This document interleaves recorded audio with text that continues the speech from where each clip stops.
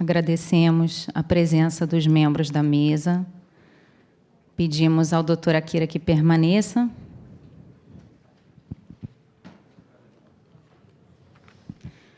Para coordenar a próxima mesa sobre febre amarela, desafios atuais e perspectivas para o futuro.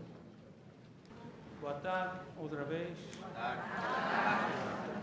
Vamos começar, então, a nossa sessão de mesa redonda, convidando para a mesa a doutora Helena Keiko Sato, diretora de Pediatria e Faculdade de Medicina, pela Faculdade de Medicina da USP, membro titular, membro do Comitê Técnico Assessor do Programa Nacional de Imunizações e Programa Estadual de Imunizações, diretora da Divisão Técnica de Imunizações do Centro de Vigilância Epidemiológica, professor Alexandre Branjac.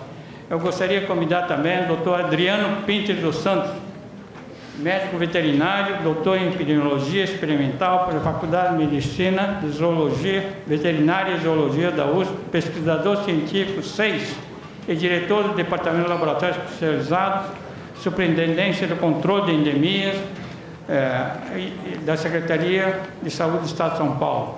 A doutora Helena Caride, Helena Cristina Caride, graduada em Ciências Biológicas, Universidade de Santa Úrsula, mestrado e doutorado em Química Biológica pela Universidade Federal do Rio de Janeiro. Helena, não quer ficar do meu lado, não? Nós temos fatores de transcrição de Xiloma Mansoni, variabilidade genética, resistência dos antivirais.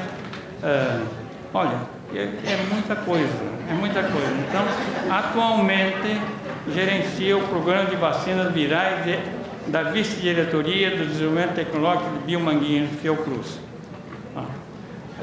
Dr. Reinaldo Menezes Martins, médico pediatra, chefiou o Serviço de Pediatria do Hospital Lagoa durante 15 anos, foi presidente da Sociedade Brasileira de Pediatria, membro do Comitê Técnico Assessor de Imunização do Ministério da Saúde e Secretaria de Saúde do Rio de Janeiro, membro do Grupo de Farmacovigilância de Vacina COMS da WHO e PAC-WHO Immunization Practice Advisory Committee, nos últimos anos, consultor científico de Biomanguinhos.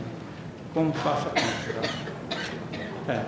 Então, vamos ter aqui o que nós chamamos febre amarela, desafios atuais e perspectivas para o futuro. Teremos, então, as pessoas todas. Helena Sato iniciando, já tinham combinado. O Adriano Pinter dos Santos iniciando, e ele vai falar sobre corredores ecológicos e vacinação da febre amarela lá no estado de São Paulo, para melhor entendimento do que está acontecendo lá e a estratégia de vacinação. O que será falado depois? Agradeço o convite, agradeço a oportunidade de poder estar falando um pouquinho aqui com vocês. A ideia é mostrar um pouquinho do que foi feito no estado de São Paulo ano passado, no ano de 2017, com o enfrentamento dessa epidemia de febre amarela, que era uma coisa totalmente inesperada para a gente lá. E eu vou tentar falar, a proposta é falar em 15 minutos.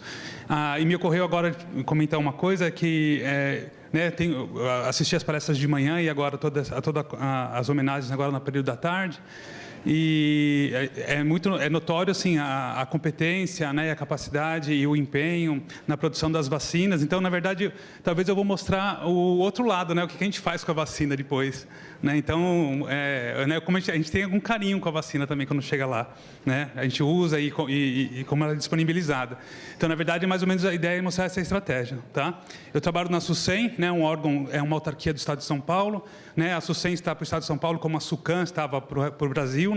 O Estado manteve uma estrutura como era da SUCAM, só que é chamada de SUSEM. Então, é um trabalho de epidemiologia descritiva, é um trabalho de... é uma história, Então, na verdade, eu vou contar para vocês uma história que aconteceu ano passado. né, que começou com um caso humano numa cidade chamada Monte Alegre do Sul, tá? Numa área onde não existia recomendação de vacina e não existia dentro de uma lógica do Ministério, né? Era uma área, assim como o Estado do Rio de Janeiro, né? Uma lógica que o Ministério tinha de não priorizar, classificar algumas áreas sem recomendação para não expor as pessoas a uma vacinação desnecessária, né?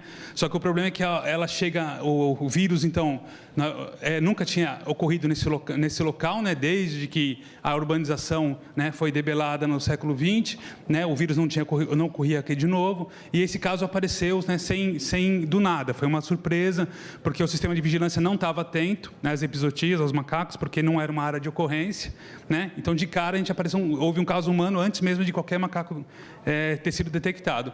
Logo na sequência, tivemos casos humanos nessa cidade, no leste dessa cidade maior aqui, que é Campinas, né, uma área urbana importante. E daí veio a preocupação, né, mostrando que o vírus estava se alastrando numa área extremamente densa, populosa, de alta densidade, né, e uma área que a maior parte da população era não vacinada, né, em torno de mais de 90% da população não era vacinada nessa região. E o que mais assustava é que, se o vírus continuasse descendo, ele chegaria, né, onde moram 15% dos brasileiros, né? Então, uma população em torno de 20 milhões nessa região toda, né, em torno de 20 a 25 milhões de pessoas, né, contando o Vale do Paraíba e a região de Sorocaba. Então, praticamente do dia para a noite, a gente percebeu que a gente teria que vacinar uma coisa em torno de 28 milhões de pessoas, tá? Se o vírus tivesse essa sequência de descer para o sul, né? A genética do vírus, isso aqui é um trabalho que saiu na mesma época, em março, abril do ano passado, mostrando a genética do vírus, derivação, né? Ele é amazônico, né? Foi derivando.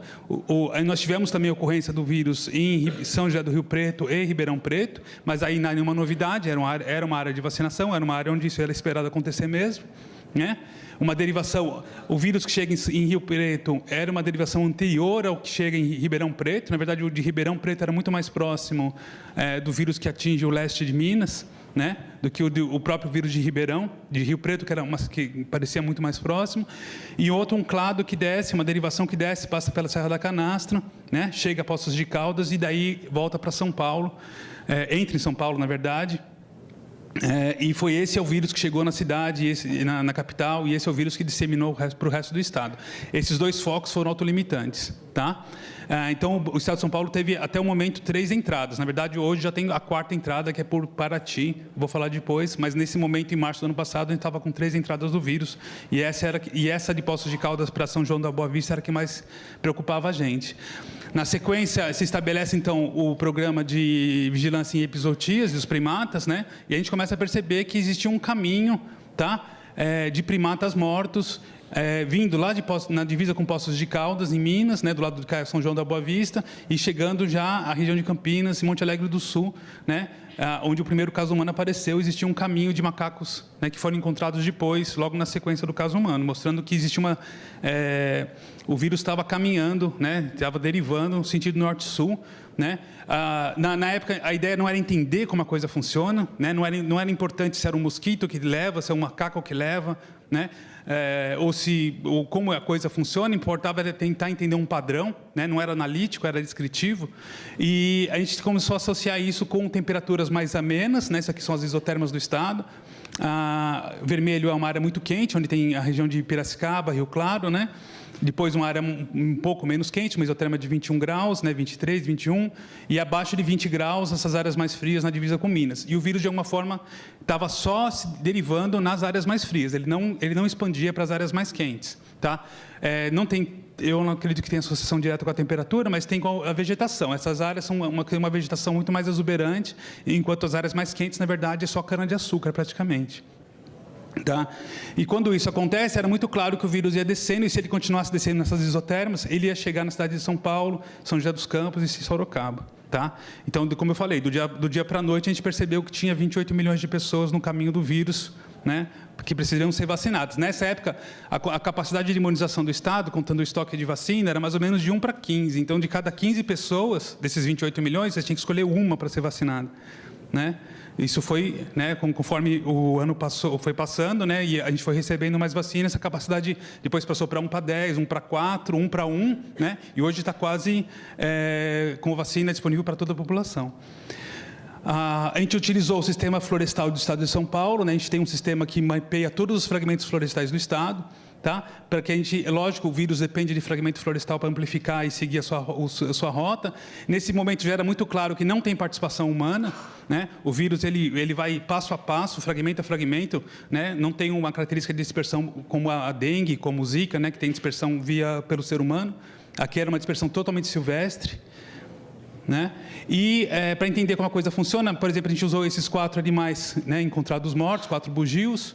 Logo na sequência apareceram outros animais, né, que estão os pontos em vermelho, e a gente conseguia ligar, fazer um caminho da dispersão do vírus temporal e espacial com um buffer de 1 quilômetro a partir da borda dos fragmentos florestais remanescentes. Tá? Então a gente conseguia traçar um corredor funcional, não estrutural, mas funcional, né, de dispersão do vírus por esse caminho e de forma radial, né, para os corredores seguintes. Então, com isso, a gente conseguiu calcular não só a direção do que o vírus tomava, mas a velocidade que ele tinha. Então, nesse momento, né, aqui são os fragmentos marcados, né, a gente marcava todos os fragmentos possíveis, a gente classificava os fragmentos como suscetíveis ou afetados, né, dependendo se já foi encontrado ou não um macaco positivo no fragmento, e a direção que o vírus tomava.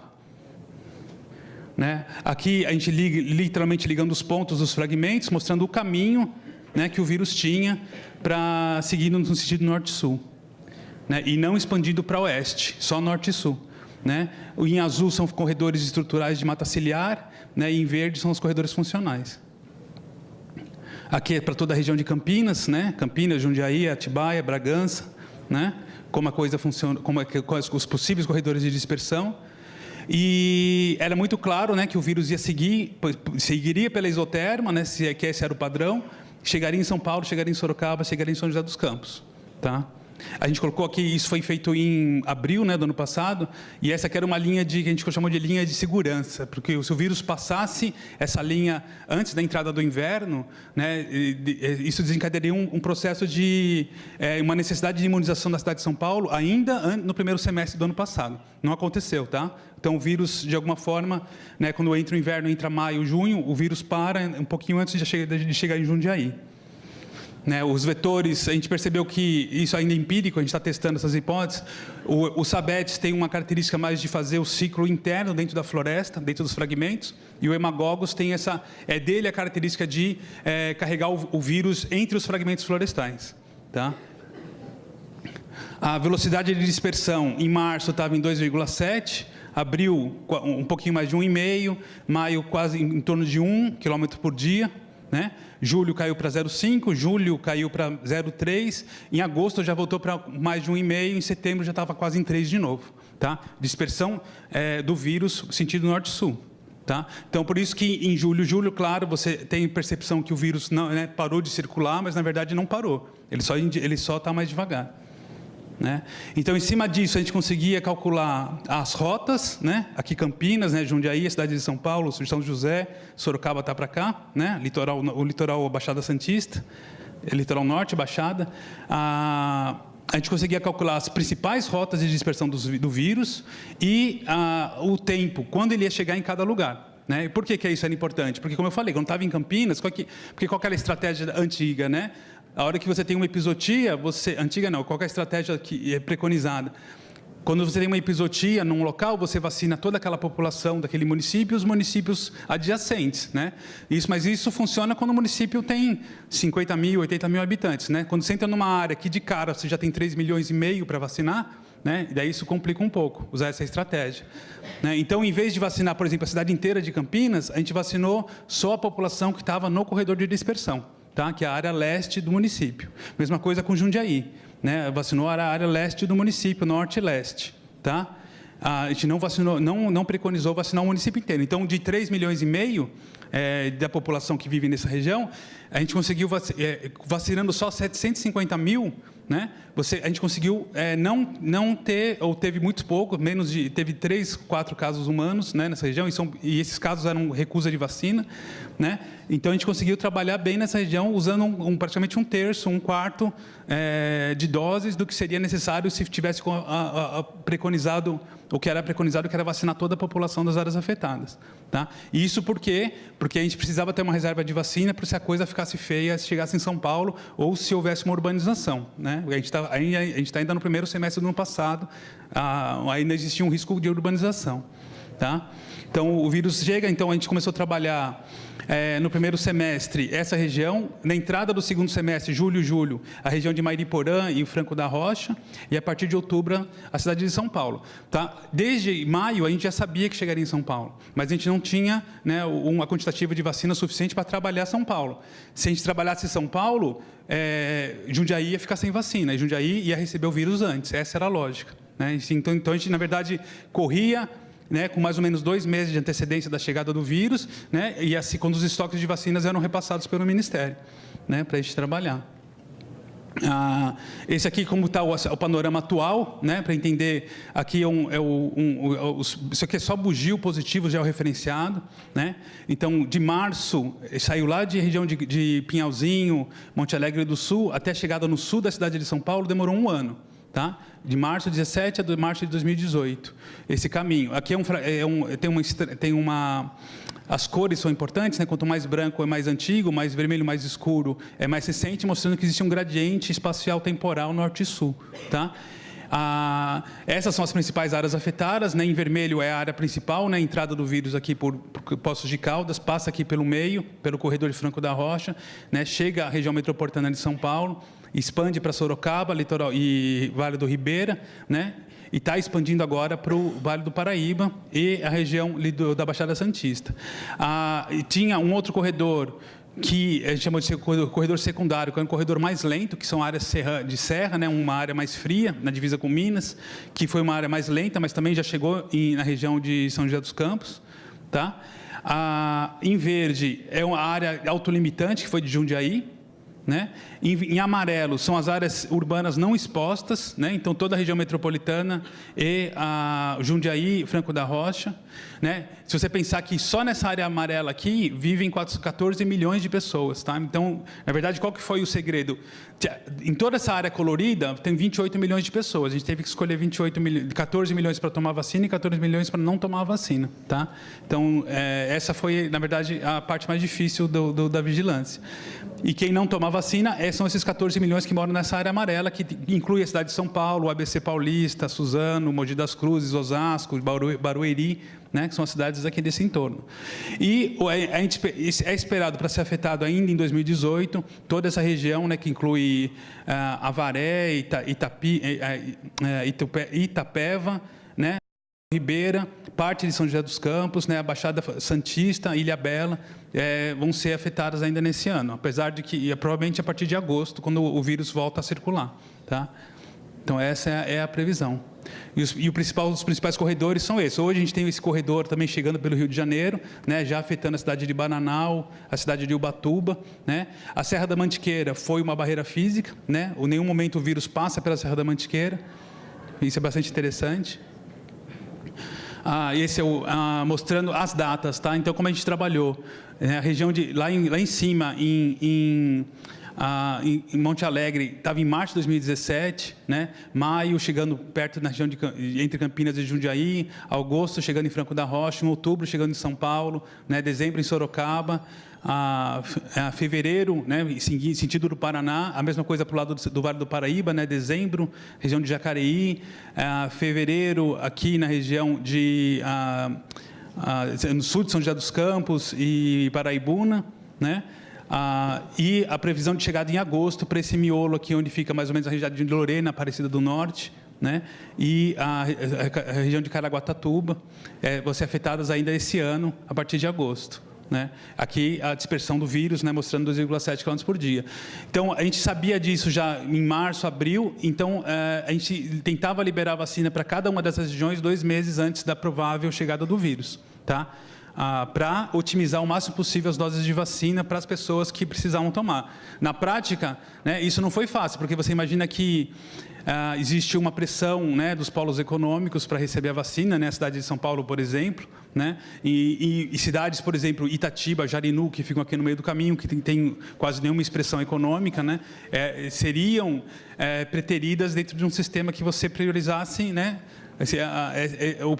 uma demanda política. Mas a gente conseguiu contornar isso e a gente conseguiu realmente priorizar a vacina nos municípios que eram necessários, e São Paulo só recebeu vacina na hora que realmente precisou. Tá? A gente vocês devem ter acompanhado a epidemia que foi em Mariporã. Mariporã tinha, na época, a previsão é que chegaria em Mariporã mais ou menos em outubro, né? E de fato chegou. E Mariporã já estava sendo trabalhado desde agosto, né? Em agosto, quando começou o trabalho em Mariporã, a cobertura vacinal era em torno de 5%, tá? E quando chega no final, mais ou menos novembro, a cobertura já estava em torno de 80% a 85%. Né? Os casos começam em dezembro. O primeiro caso foi dia 10 ou 11 de dezembro, o primeiro caso humano. E, mesmo assim, a gente teve mais de quase 2 dezenas de casos humanos. Né? Então, se você pensar só... É um município de 90 mil habitantes, então, se você pensar nos 15% não vacinados, né, e o tanto de casos, foi mais ou menos um caso para cada 300 habitantes. É bastante coisa, é uma incidência extremamente alta. O cálculo que a gente fez é que se a gente tivesse seguido o modelo de esperar o macaco morrer, né, aparecer positivo, para começar a vacinar, a casuística seria em torno de 5 vezes maior, né, porque a gente não teria tempo hábil de vacinar as pessoas até a circulação importante do vírus. Né, só para vocês entenderem como é que são os relatórios, isso aqui é Vale do Paraíba, né, nossa regional de Taubaté. Aqui são as previsões de chegada do vírus, é assim que a gente manda isso para os municípios. Esses aqui são os polígonos de vacinação, né, todo mundo que mora dentro da área amarela tem que ser vacinado. E as datas, então, os municípios recebem essas datas, 21/12, 31/12, 10/1, né? O corredor vindo lá de Valência, né, passando por Itatiba, outro corredor passando por Volta Redonda, chegando em Bananal. Né? Bananal hoje a gente já tem macaco e caso positivo. Né? Barreiro, né, Arapeí, todo com casos positivos, também aqui em região de Tremembé e Taubaté. Né? E é assim que os municípios recebem isso, e eles recebem esse tipo de relatório. Né? Os municípios em área vermelha, chegada do vírus em novembro, a detecção de episodias provavelmente em janeiro, fevereiro, risco de casos humanos a partir de março e abril. Então, o município se enxerga aqui e ele sabe, né, o quanto urgente ele tem que trabalhar. Tá? Então, esse aqui, por exemplo, é o que realmente foi para os municípios do Vale do Paraíba. Tá? Então, imagina, se chegou em Bananal, né, a área vermelha, risco de casos humanos a partir de março e abril, né, imagina a Volta Redonda, né, os Resende, que já passaram, o vírus já passou por ali pelo menos um mês e meio, 2 meses antes, tá, do que a chegada na cidade de São Paulo. Esse era o último, eu agradeço a atenção, tá? E tem aqui meu e-mail, vocês totalmente fiquem à vontade, encorajados para escrever e pedir informação, pedir os mapas, está tudo disponível, tá? Obrigado.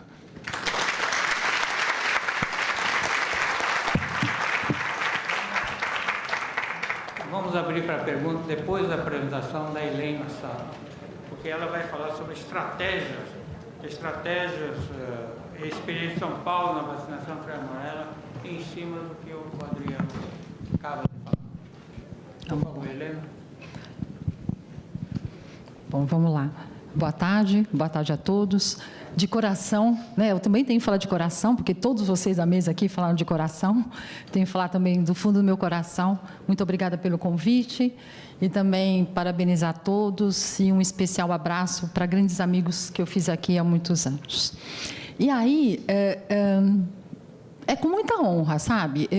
Eu costumo dizer que acho que eu vou contar uma história, porque nós temos uma história. Primeiro, dizer para vocês que este é um trabalho do SUS, é um trabalho resultante dos 3 níveis de governo, o nível federal, estadual e municipal. E eu posso dizer para vocês que todo mundo emagreceu da nossa equipe. Todo mundo emagreceu porque nós estamos trabalhando há 2 anos. E vocês podem entender que passar esses corredores para o município foi uma tarefa extrema, de grande aprendizado. Então, é um pouco disso que eu vou contar para vocês, em cima do que o Adriano já colocou. Tá? Então, o que é muito importante é deixarmos claro que é uma ação dos 3 níveis de governo. Né? E o que estamos focando são ações de vacinação para a febre amarela aqui. Nós estamos falando na área rural, não estamos falando de febre amarela urbana.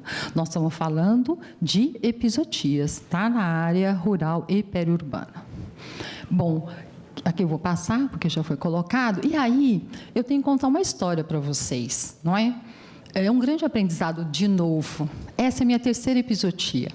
E eu tenho certeza que a gente, em conjunto, abraçou essa causa, porque nós sofremos muito na epizootia de 2009.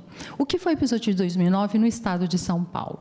A epizootia do ano de 2009 no estado de São Paulo, e esse aqui não está funcionando. A coisa ponteira. Ah, está aqui, está aqui. O que foi a epizootia, então, de 2009? A epizootia de 2009, nós tivemos macacos positivos na região de Botucatu. E o que a gente fazia naquela época? Qual a orientação? A orientação era, o município que tivesse macaco positivo, você vacinava todo o município e vacinava todos os municípios vizinhos. E aí foi isso, eram essas as ações que nós fizemos no ano de 2009. Ou seja, naquela época, nós vacinamos cerca de 2 milhões de pessoas, porque era essa a proposta, vacinar o município onde ocorreu a epizootia, ou seja, o macaco foi identificado na área rural, periurbana, mas a gente vacinava o município inteiro e vacinava todos os municípios vizinhos. E naquela época, a gente vacinou cerca de 2 milhões de pessoas neste raciocínio. Bom, e aqui eu só vou passar por conta do tempo. E aí, estamos entrando nessa epizootia que começou no ano de 2016, nessa epizootia que vários estados do país viveram. O que aconteceu em 2016? Então, esse ponto é muito importante, que faz parte da nossa história. No ano de 2016, nós tivemos essa área verde, a gente chama, que é a nossa área antiga, já de recomendação de ação de vacinação para a febre amarela. No nosso pequeno estado, esta área moram cerca de 10 milhões de pessoas. E em 2016, o que a gente observava? Vai chegar de novo a febre amarela, vamos nos preparar. Não é? E em 2016, qual foi a nossa tarefa? Em conjunto com os 450 municípios nessa área, onde moram 10 milhões de pessoas. A nossa ação foi o quê? Melhoria das coberturas vacinais. Foi essa a nossa tarefa neste ano de 2016, junto com os municípios. Não apenas a melhoria do conjunto da cobertura vacinal dos municípios, mas principalmente uma ação de vacinação, principalmente dos municípios vizinhos com Minas, porque na época a gente já sabia que esse vírus estaria circulando em Minas.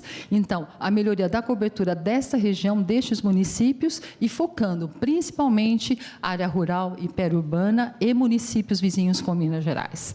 E aí, a gente fala tanto, trabalha tanto, a cobertura nessa região, quando começamos o ano de 2016, era uma cobertura em torno de 65%. Finalizamos o ano de 2016 com uma cobertura chegando em 70%, 75%. A gente fala, nossa meta é 95%, mas é muito difícil você falar em febre amarela em momentos onde, naquele município, não tem circulação do vírus da febre amarela. Mas a gente focava, gente, vamos focar. Eu acho que esse século XXI a gente aprende que a gente tem que focar, né? Que a gente tem que identificar as prioridades. E o focar foi o quê? Vacinar área rural e periurbana. E aí foi esse o nosso trabalho do ano de 2016. O ano de 2017. O que aconteceu no ano de 2017? Aqui eu estou mostrando. Nós tivemos, em 2017, a gente não falava de corredor ecológico ainda, a gente não falava. Mas o que a gente via? Município de Ribeirão Preto, um dos maiores municípios do interior do estado de São Paulo, onde moram cerca de 400 mil pessoas. Nós tivemos, infelizmente, um caso humano, e é sempre perto de Natal, perto do Carnaval, né? O óbito aconteceu no dia 26 de dezembro, certo? Então, foram feitas todas as ações, aqui por causa do tempo eu vou resumir, tá? Ele morava num condomínio, certo? Ele morava num condomínio, olha só, gente, ele morava, esse condomínio atravessava a estrada, aqui é o município de Ribeirão Preto. Quando identificou-se vetor, um hemagogo positivo no condomínio onde ele morava. Né? Aqui, muito próximo à área urbana. né? Mas identificou-se que esse hemagogo tinha vindo de uma outra área, que depois nas perguntas a gente esclarece. Bom, mas isso tudo para dizer que quando ocorre numa área como Ribeirão Preto, onde já é uma área de recomendação de vacinação, o que foi feito? Cada vez que a gente tem um macaco positivo, a circulação do vírus, a gente aproveita para a melhoria das coberturas vacinais. E focar, né? Porque o que fazer numa ação de vacinação, onde uma cobertura neste município é em torno de 85%, e tínhamos que melhorar, porque infelizmente perdemos uma pessoa que veio a falecer pelo vírus da febre amarela. E aí, só reforçando o que a Adriana já colocou, e é essa história que a gente escuta. Isso não vai acontecer comigo, eu não vou tomar a vacina de febre amarela. Infelizmente, essa história se repete nos próximos casos que eu vou mostrar. Bom, aí eu quero só colocar a grande questão. Então, começamos a epizotia neste ano de 2017, neste ano não, o ano passado de 2017. O que aconteceu? Sempre véspera de carnaval também. Véspera de carnaval, a gente sabe que na epizotia a gente está em algum canto aí do interior. Nós tivemos uma epizotia nessa região de São Roque. São Roque é muito próximo da capital, muito próximo da capital. Então, aqui no início de fevereiro, certo? No carnaval, qual era a estratégia? Macaco positivo, epizotia positiva em São Roque. Então, tínhamos que vacinar todos os outros municípios vizinhos. Isso dava quase 1 milhão de pessoas. A gente falou, vai começar de novo, né?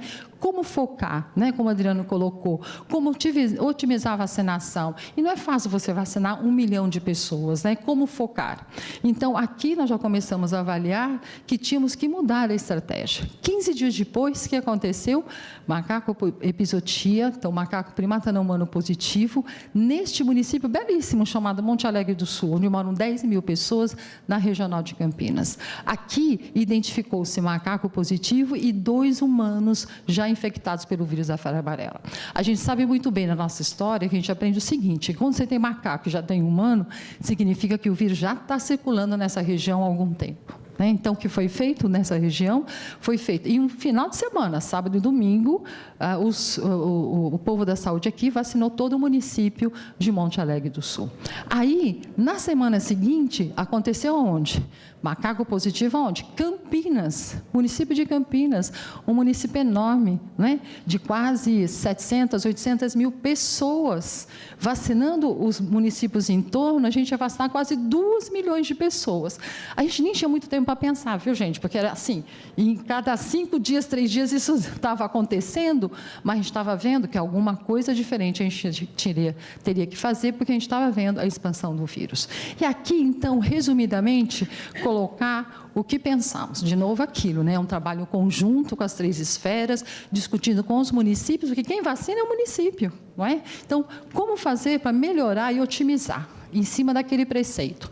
Ser rápido na ação de vacinação, como a Adriana já colocou, a velocidade de corrida desse vírus é 2,7 km por dia. Não é? Esse vírus poderia estar entrando em áreas de elevada concentração populacional, então como otimizar?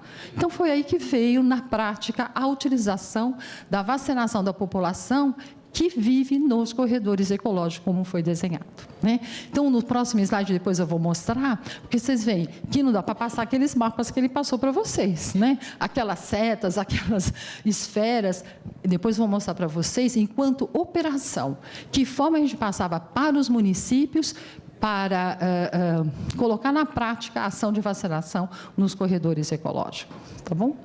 E aqui, Jundiaí, eu quero puxar um exemplo do que foi a operação no município de Jundiaí, para dar um exemplo para vocês como é que é isso na prática.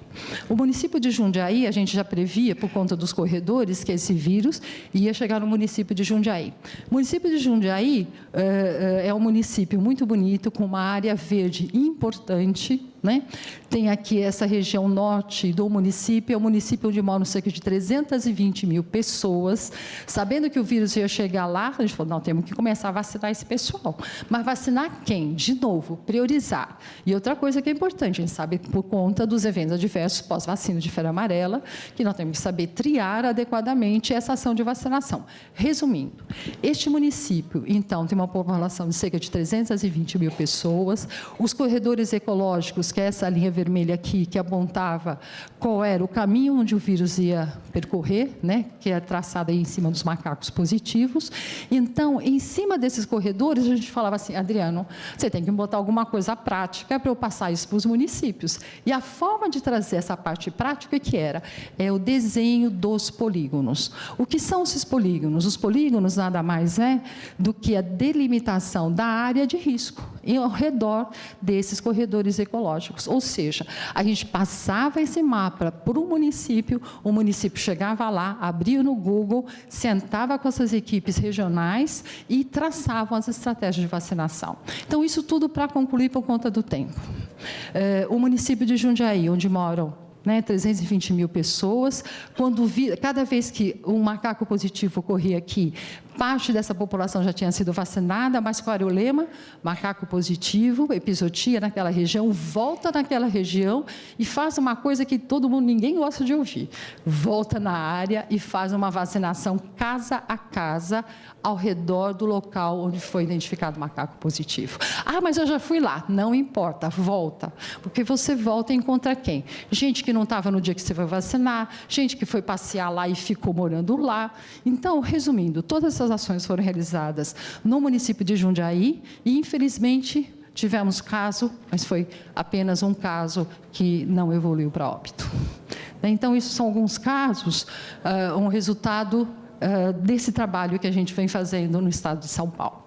Não posso deixar de falar, como todo mundo já ouviu falar, Mariporã. Mariporã é um município nosso, na Grande São Paulo. Os corredores ecológicos apontavam o quê? O vírus ia chegar na capital. Chegando na capital, ele não ia pular a regional de Franco da Rocha. Então, a gente lembra muito bem, julho, nos reunimos com essa regional 3 sextas-feiras de julho. 3 sextas-feiras.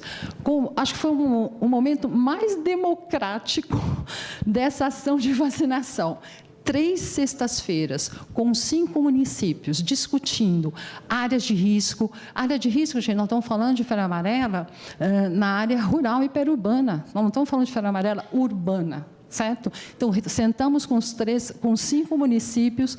Na terceira reunião, a gente delimitou as áreas de risco. Então, as áreas de risco, para facilitar as equipes, é o desenho dos polígonos. E o polígono em amarelo é área prioritária, e depois o laranja é secundário. Eu vou focar aqui no município de Mariporã, porque ele foi muito citado na nossa epizotia. É um município onde moram 60 mil pessoas, e em julho nós definimos, não só Mariporã, como todos os outros municípios dessa região, uma ação de vacinação aonde? Na área rural e periurbana, dentro dos polígonos. Ou seja, Mariporã começou as ações de vacinação dia 5 de agosto, semana de agosto, e o vírus chegou lá, mas começamos a observar casos em humanos quando? Em dezembro. Quando começamos a ter casos humanos, naquela região a cobertura estava em 85%. Com certeza, se não tivéssemos feito uma ação de vacinação, nos antecipando nas áreas de risco, com certeza o número de óbitos em humanos teria sido muito maior. E aqui a gente só uma foto para dizer o que é vacinação em tempos que não tem macaco positivo, que não tem febre amarela em humanos. É essa ação que a gente fala solitária das nossas equipes, indo de casa a casa na ação de vacinação, naquelas ações que começaram então em agosto, setembro. Isso aqui é Mariporã, gente, Mariporã, área rural, é isso. E aqui tem um cabrito, primeiro tem outra foto aqui de que tem um cabrito para mostrar que é uma ação de área rural. É isso aqui, gente, é esta solidão. Então, assim, com essa foto eu quero mostrar o que os municípios fazem quando vão para a área rural e periurbana, numa ação de vacinação antes da chegada do vírus. E é isso que, na nossa avaliação, é uma questão muito importante no enfrentamento que passamos agora com a febre amarela. Tá? Então, isso foi em Mariporã. Eu vou passar a capital por causa do tempo, o Adriano já falou. Eu vou passar aqui a capital. Aqui eu já falou. Eu só vou passar por conta do tempo. Aqui. O que é muito importante, então, nas ações de vacinação? Não é? É chegar na área rural e periurbana, vacinar adequadamente aquela população. A gente mostra muito esse slide aqui no sentido de mostrar, não é que desse lado da direita é São Paulo, esse outro lado é Minas, certo? Não tem essa. Você ajuda a vacinar esse outro limite, ajuda a vacinar o outro lado, né? Nessa hora de ação de vacinação não tem essa questão. E aqui eu quero só mostrar que o estado de São Paulo tem muita área verde, né? Muita área verde. Então, eu quero com essa foto mostrar que uma ação que nós realizamos no município de Guarulhos, onde tem um aeroporto internacional, isso aqui, gente, é uma foto do município de Guarulhos, onde tem um aeroporto internacional, onde parte de vocês já passaram. Tem aldeia indígena ali perto do aeroporto de Guarulhos. Está aqui ali na Cantareira. Então, é uma foto no sentido de dizer qual era a missão não, o trabalho que a gente compartilhava com os municípios. Dentro dos polígonos, é importante procurar quem? Quem mora na área rural e quem mora na área urbana, periurbana, tá? Então, foram essas ações que foi feita ali na beira da Cantareira, encontraram aqui uma aldeia indígena, que nem eles sabiam, tá? Aqui, olha, na regional de Taubaté, onde também foi feita uma ação de vacinação antes da chegada do vírus, de novo, uma ação de vacinação antes da chegada do vírus é isso aqui, uma ação solitária. Essa equipe da regional de Taubaté percorreu 100 quilômetros para vacinar 70 pessoas. Por isso que eu falo que todo mundo emagreceu. 100 quilômetros para vacinar 70 pessoas. A gente fala, são as 70 pessoas mais importantes, porque seriam pessoas que não chegariam numa unidade e nenhuma unidade chegariam lá se não fosse essa ação de vacinação. Então, a ação de vacinação aconteceu sim na área do centro da cidade, mas a pedra de toque, o fator importante foi uma ação de vacinação para essas áreas rurais e periurbanas dentro dos polígonos. Então, os polígonos foram um caminho importante, um local importante onde nos apontavam as áreas prioritárias a serem vacinadas. Aqui de novo, nessa região de Taubaté, de novo o Cabrito, que participou da nossa ação de vacinação. E aqui algumas fotos. Aqui, olha, essa região aqui é uma foto do município de São Paulo. O município de São Paulo, a gente já via através dos corredores que uma das áreas onde o vírus poderia entrar no município de São Paulo é esse distrito chamado Anhanguera. Esse pequeno distrito de Anhanguera moram 60 mil pessoas.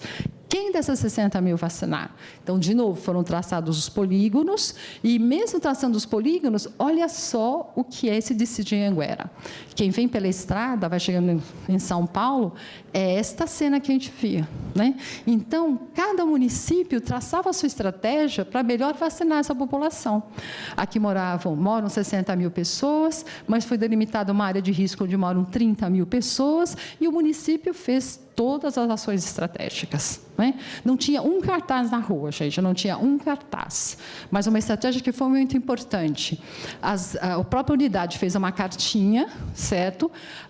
Colocava no caderno da escola, porque a escola tem uma grande participação junto com as ações de saúde nessa região, e encaminhavam para os pais disseminavam na região, e assim ia dessa forma, cada região, identificando ações para vacinação.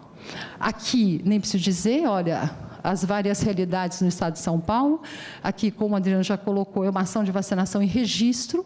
Registro é uma regional onde moram cerca de 200 mil pessoas, é uma das nossas regionais com a maior área verde que existe. O vírus chegou lá, e a nossa ação, o que era? É chegar antes do vírus, pelo corredor, e vacinar antes da chegada do vírus, tá bom? Essa aqui também é uma ação de vacinação numa cidade chamada Bananal, muito perto do Rio de Janeiro, né? E também eles iam nessas ações de vacinação. Tá bom? Uma coisa que eu quero só mostrar, a mesa de triagem é um local fundamental numa ação de vacinação. Ela tem um papel fundamental, porque a mesa de triagem, porque primeiro nós estamos falando de febre amarela, vacina de febre amarela, de vírus vivo atenuado, não é? E aí depois a gente deixa para o debate, mas as pessoas têm medo do quê? Doença viscerotrópica. Então, sabemos de pessoas que deixam de tomar vacina por medo da reação, né? Então, tínhamos um questionário de triagem, então a nossa equipe de saúde fazia a triagem dessas pessoas e a anotação era fundamental. A anotação do lote, certo? A anotação da vacina, a data da vacina. Então, quando era dose fracionada, aquele selo, né? Então, no sentido de mostrar a importância da anotação adequada. Tá bom? Aí depois o Dr. Reinaldo vai estar falando.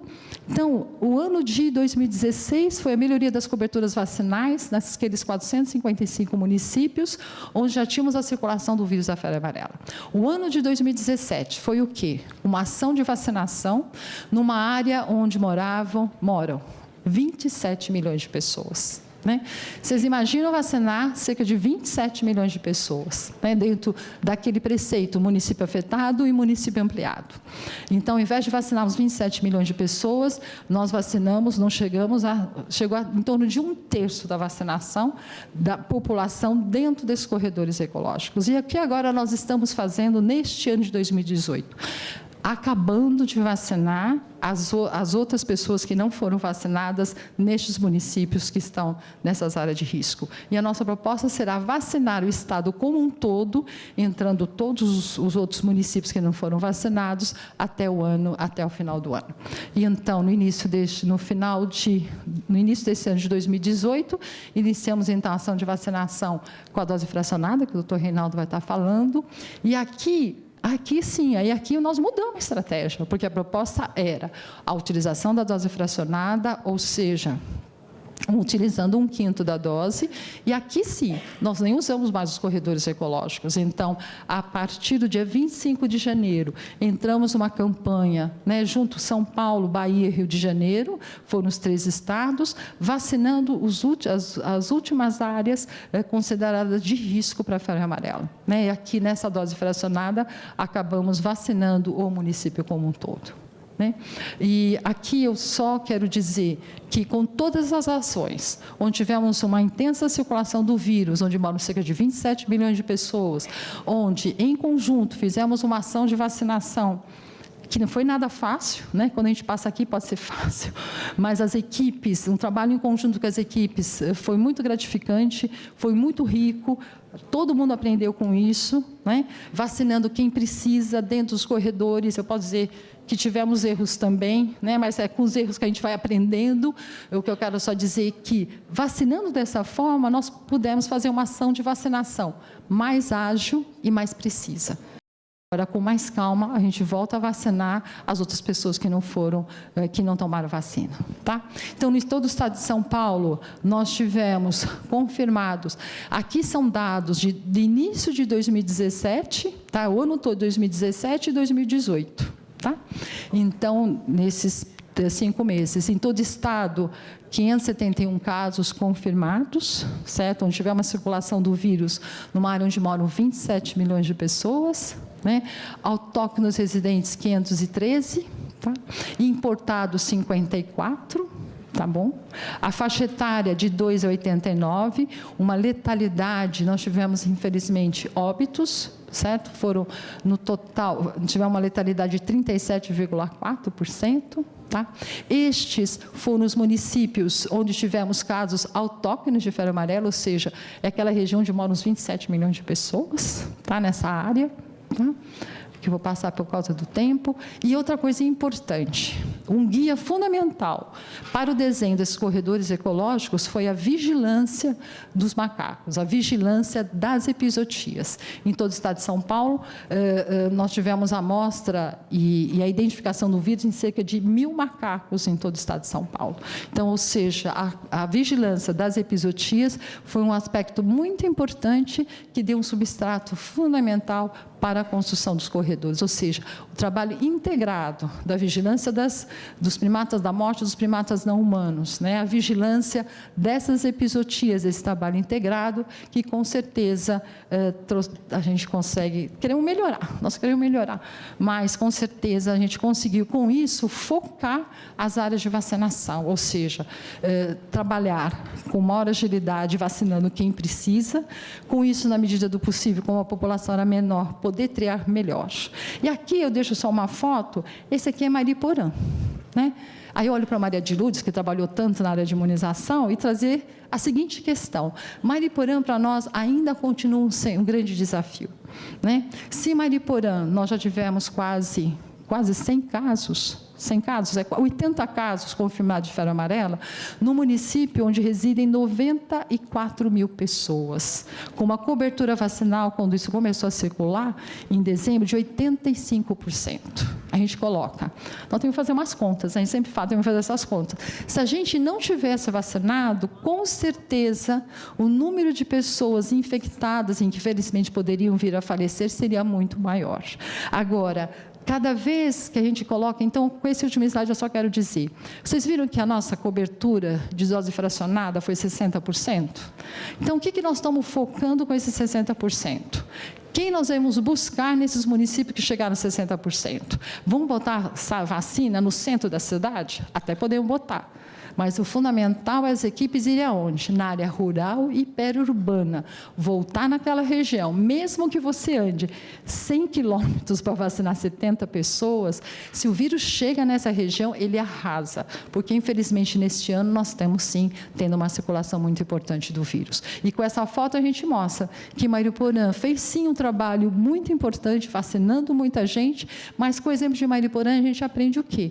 A cobertura foi 84%. Mas o que a gente fala, olha, tem que ir nas entranhas deste município. É uma área verde muito grande, muita mata, muita área de invasão, certo? Então, com isso a gente vai aprendendo.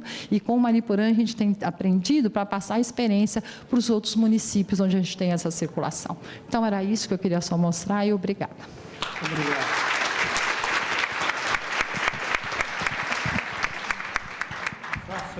Face a adiantada hora, é melhor a gente fazer as perguntas no final de toda a apresentação. Por favor, anotem as perguntas depois das apresentações, ok? Helena Calile, por favor. Helena Cristina Calile. Ela vai falar sobre produção da vacina da febre amarela, melhorias e inovação tecnológica. Helena, por favor. Boa tarde a todos. Eu queria agradecer o convite, doutora Kira, para falar do desenvolvimento de novas vacinas e da nossa produção, que atendeu aí as pessoas que estão aqui nessa mesa e trabalharam arduamente também, né?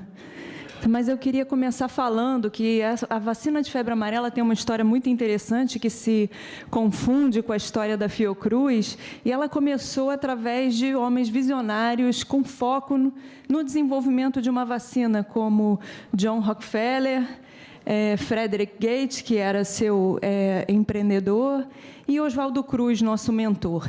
E, graças às ações desses personagens, conseguimos que, em 1930, Max Tyler tivesse as condições favoráveis para o desenvolvimento de uma vacina. Max Tyler desenvolveu essa vacina a partir de um vírus selvagem, chamado Azib, isolado de um paciente africano, e, como todos sabem, a vacina de febre amarela é uma vacina viva, atenuada, e essa atenuação foi realizada através de passagens seriadas em tecido embrionário de galinha. O trabalho de Max Tyler culminou em 1936 com o primeiro estudo em humanos, que foi bastante positivo e que proporcionou que a Fundação financiasse, então, a primeira transferência de tecnologia de Biomanguinhos, da Fiocruz, na verdade, a transferência da vacina de febre amarela para a Fiocruz, que foi produzida, então, a partir disso, em larga escala. Pelo seu trabalho, Max Tyler recebeu o Prêmio Nobel em 1951.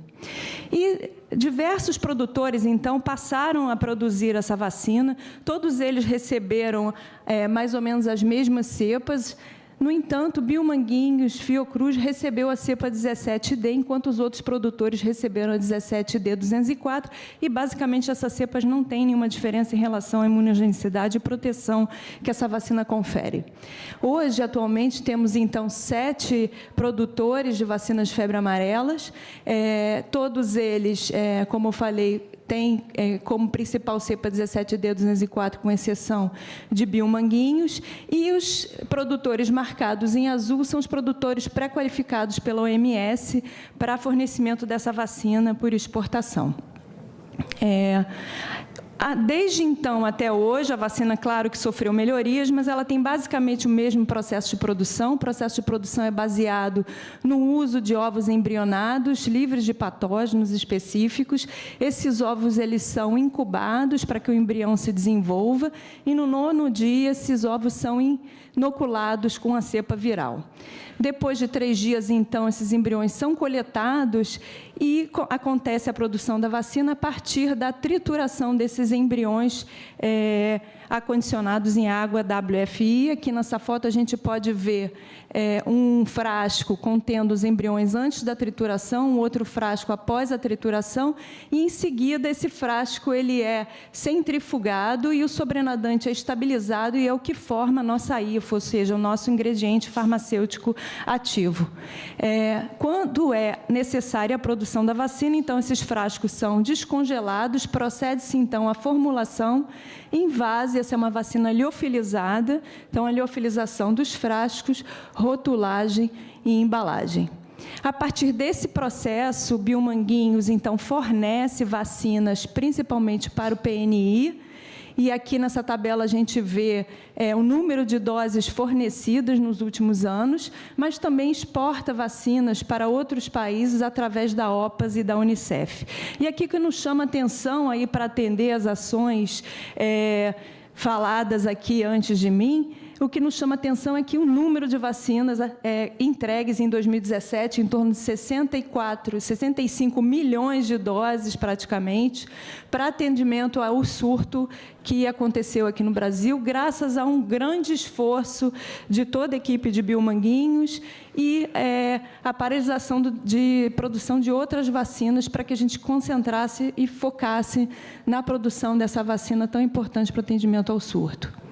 Mas a história da vacina de febre amarela não é uma história acabada, ela é realmente inacabada, porque a febre amarela não é uma doença erradicável. Como já foi falado aqui, o vírus ele se mantém na natureza através de um ciclo silvestre entre mosquitos dos gêneros Hemagogos e Sabete e entre primatas não humanos, que causam, de tempos em tempos, epizotíases. Acidentalmente, às vezes, um homem é infectado nesses surtos episóticos e pode, se não fosse graças à vacinação, reurbanizar essa doença. Mas, graças à vacinação, hoje em dia, o último caso de febre amarela urbano registrado no Brasil foi em 1942. E sofreram muitos macacos com esses surtos de epizootise, houve um número enorme de macacos infectados e casos confirmados de febre amarela, e o que gerou, inclusive, uma grande repercussão, porque praticamente famílias inteiras de macacos foram dizimadas, inclusive colocando populações já em riscos de extinção, com um maior risco de extinção por conta da circulação do vírus. Isso teve uma grande repercussão internacional também e nos rendeu uma capa na Science, falando da questão da epizootise no Brasil. Além dos primatas não humanos, sofreram também os humanos, com diversos casos, e esse gráfico, para mim, é bastante impressionante, quando comparado com os anos anteriores, o número de casos no Brasil. Mas, graças ao desenvolvimento e a todo o trabalho de Biomanguinhos, que não parou desde o início da produção da vacina na Fiocruz, hoje nós temos a vacina já melhorada, e eu vou mostrar para vocês aqui todos os melhoramentos já incrementais dessa vacina.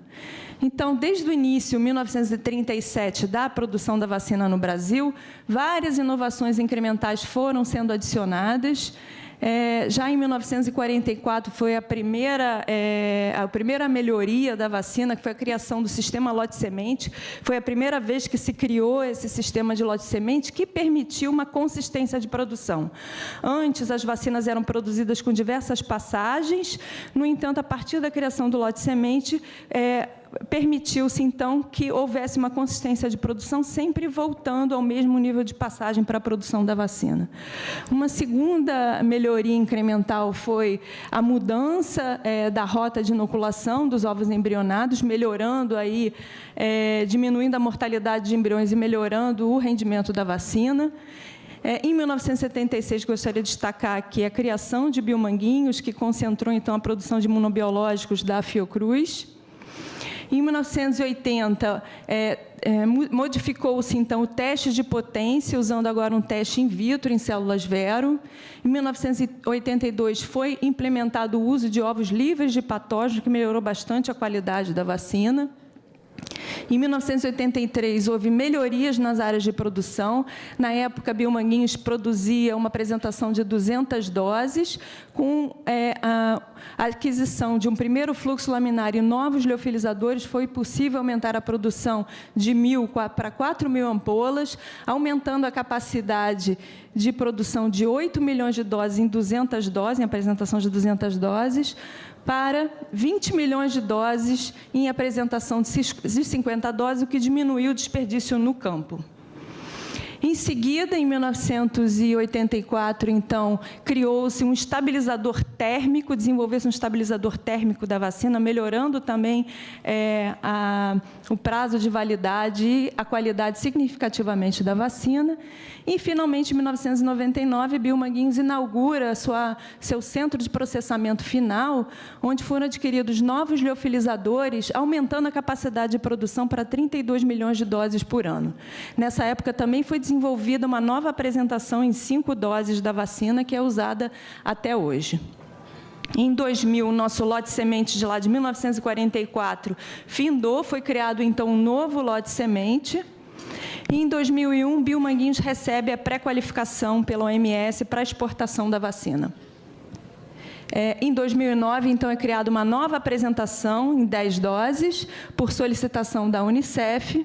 E, em 2008, até os dias de hoje, nós implementamos e estabelecemos um projeto de melhorias integradas, porque as ideias não param de chegar. Temos várias ideias vindo das áreas de produção e de vários colaboradores de Biomanguinhos para a otimização dos processos de produção e melhoria da qualidade da vacina. E, para sistematizar o desenvolvimento dessas melhorias, foi criado, então, o projeto de melhorias integradas, que tem como objetivo absorver recomendações das agências regulatórias, a melhoria contínua na qualidade do produto, é um foco do projeto, otimização de processos, aumento da disponibilidade da vacina, bem como da sua capacidade de produção.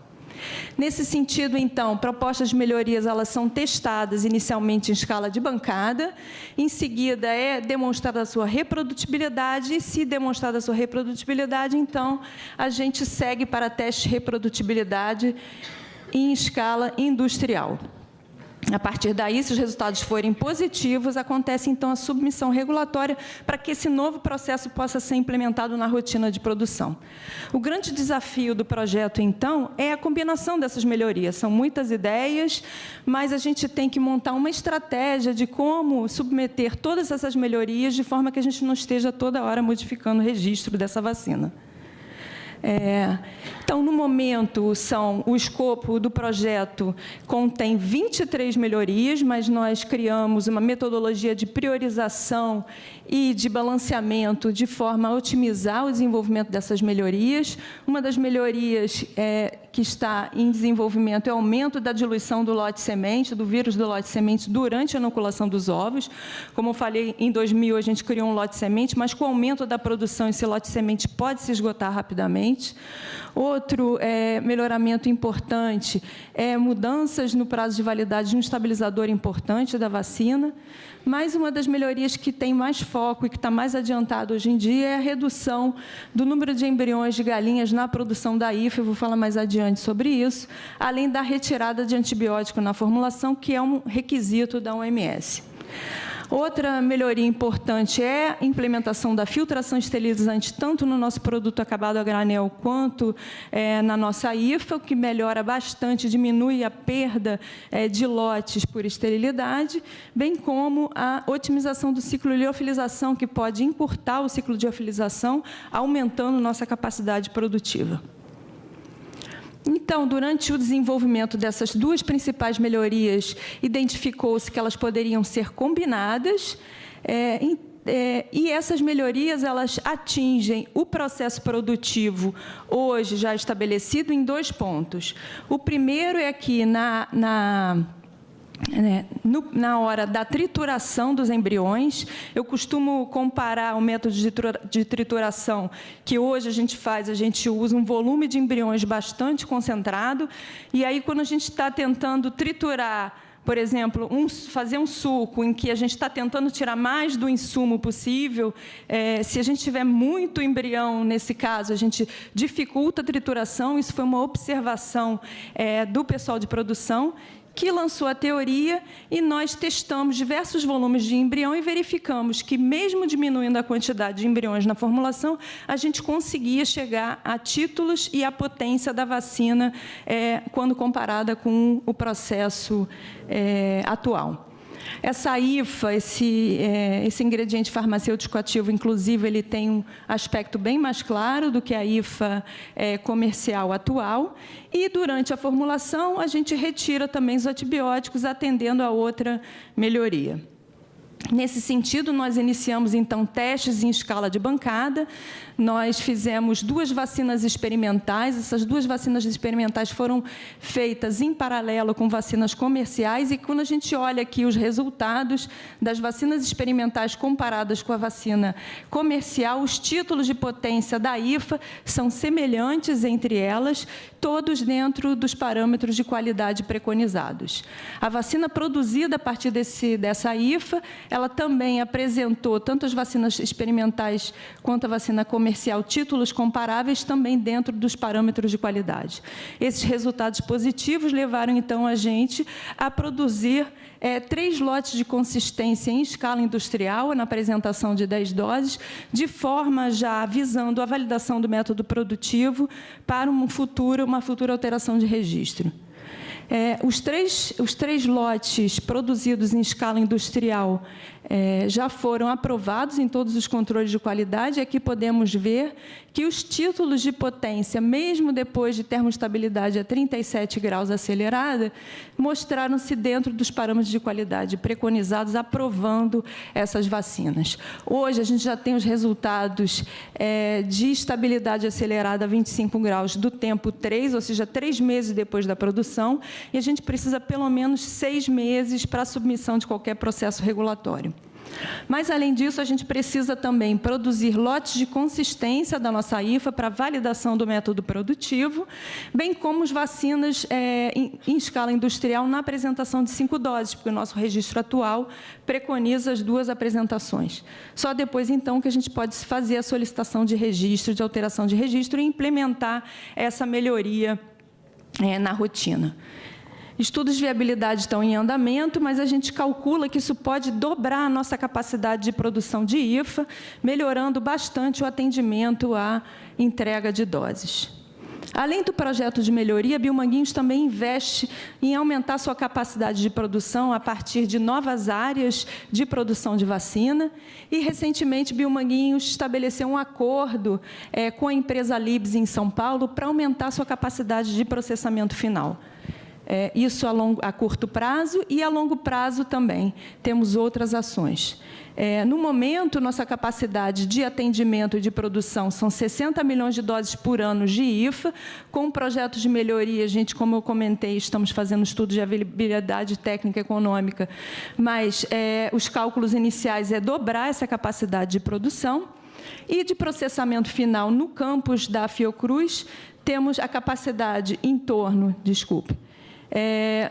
de produção de 23 milhões de doses por ano na apresentação de 5 doses, e em torno de 18 milhões de doses quando a área é compartilhada com a produção da TVV de 10 doses, mas esse ano de 2017, em que atendemos exclusivamente a febre amarela, por exemplo, temos uma capacidade de entregas de 49 milhões de doses por ano. Com a Libs, aumentaríamos essa capacidade para 35 milhões de doses por ano. Além disso, Biomanguinhos também tem projetos a longo prazo de aumento da capacidade. Um desses projetos é a construção de um novo centro de processamento final em Santa Cruz, que tem a previsão de início de operação em 2023. Mas, além dos melhoramentos da vacina atenuada atual, Biomanguinhos também investe no desenvolvimento de novas vacinas não vivas. E por que o desenvolvimento de uma nova vacina de febre amarela? Principalmente por conta das contraindicações da vacina atual, que impedem que algumas subpopulações não possam ser vacinadas com uma vacina atenuada, e também por conta dos eventos adversos graves, que são raros, mas acontecem e não são desejáveis. Dessa forma, a Fiocruz e Biomanguinhos têm alguns projetos de desenvolvimento. Um deles é o desenvolvimento de uma vacina inativada, que começou tanto em Biomanguinhos como numa empresa americana chamada Accelerex, que foi adquirida em 2012 pela empresa GE Healthcare. Após a sua aquisição, então, Biomanguinhos negociou um acordo de prestação de serviço pela empresa GE Healthcare, com o objetivo de acelerar o desenvolvimento da vacina inativada através do escalonamento dos seus processos. Além disso, a Fiocruz tem um desenvolvimento também de uma vacina de DNA, desenvolvida pelo Instituto Ageu Magalhães, bem como o desenvolvimento de uma vacina de subunidade em plataforma vegetal, que é em colaboração com as empresas Fraunhofer e iBio dos Estados Unidos. Esse desenvolvimento visava não só desenvolver uma vacina de subunidade, mas também testar essa plataforma vegetal para uso no desenvolvimento de novos imunobiológicos. O desenvolvimento da vacina de febre amarela inativada tem como características, então, essa vacina usar um vírus inteiro inativado por beta-propilactona. A cepa que está sendo usada é a mesma cepa da vacina atenuada, 17D, e esse vírus é cultivado em alta densidade em células vero em bioreatores. Essa vacina ela é purificada e adjuvantada. Biomanguinhos vem trabalhando nesse desenvolvimento desde 2009. Ele desenvolveu processos em escala de bancada da produção desse vírus, bem como alguns controles analíticos necessários ao controle de qualidade dessa vacina, e testou a eficácia dessa vacina em modelos murinos, demonstrando que ela era eficaz quando adjuvantada com hidróxido de alumínio. Além disso, Biomanguinhos, então, escalonou o processo até uma escala de 5 litros e, final de 2015, assinou o contrato de colaboração com a GE Healthcare, visando o escalonamento desse processo para escalas industriais, de forma a chegarmos aos estudos clínicos de fase 1. Atualmente, Biomanguinhos testa essa vacina inativada em paralelo com a vacina de subunidade e também com a nossa vacina atenuada em primatas não humanos, em micos-leões da cara dourada, num teste que visa avaliar a durabilidade da imunidade dessas vacinas. Uma das grandes críticas de vacinas não vivas é justamente a duração da imunidade, e com esse teste, que ele vai durar 1 ano, vamos avaliar a duração dessas 3 vacinas comparativamente. Com esse acordo assinado, esperamos, em 2021, já iniciarmos os estudos clínicos de fase 1 dessa vacina.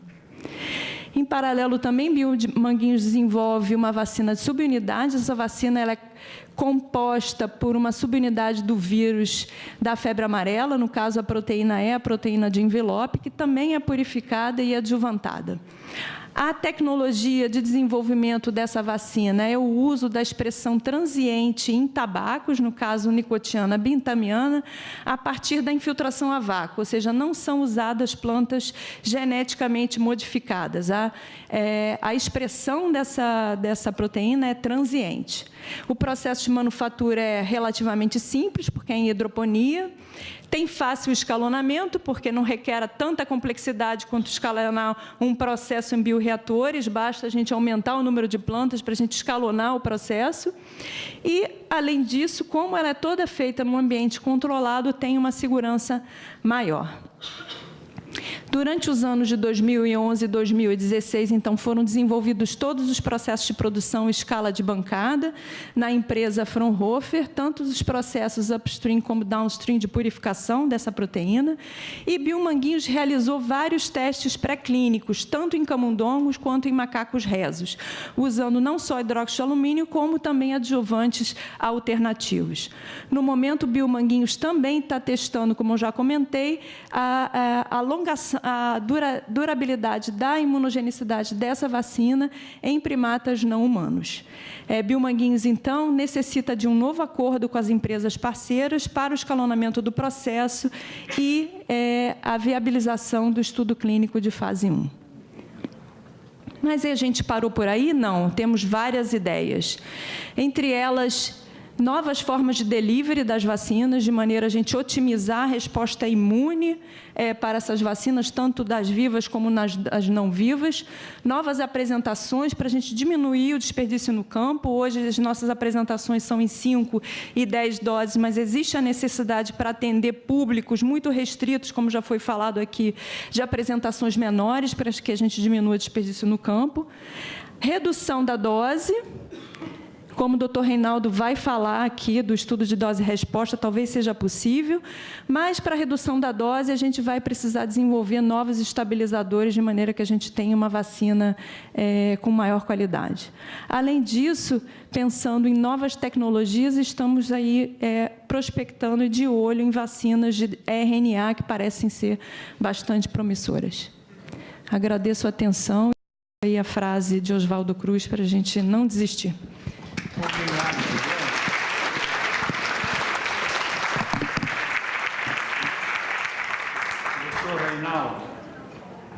Doutor Reinaldo, com o estudo da dose resposta e duração da imunidade da vacina febre amarela. Vou apresentar, então, um resumo desse estudo de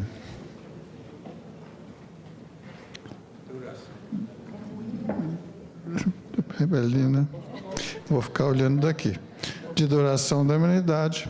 E esse estudo, como já se falou, mandorinha não faz verão. Isso aí são os autores do artigo sobre esse estudo que acabou de ser aprovado pela revista Vaccine ontem. Tivemos essa boa notícia. Mas, obviamente, envolveu muito mais gente e é um trabalho que foi desenvolvido ao longo do tempo. Nos últimos 10 anos, eu participei desses estudos e antes desses houve outros. Eu vou apresentar da maneira mais sintética possível para deixar comentários ou alguma coisa, dependendo da curiosidade de vocês para a discussão. Então, o problema os slides estão em inglês, eu vou falar em português.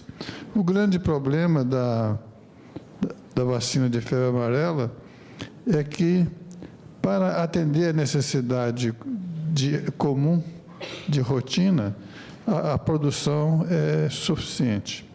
Mas, quando tem uma epidemia e se tem que vacinar muita gente, num prazo muito curto, não há vacina que chegue. Então, já há muitos anos que se tenta, vamos dizer, enfrentar essa situação de aumento súbito de demanda.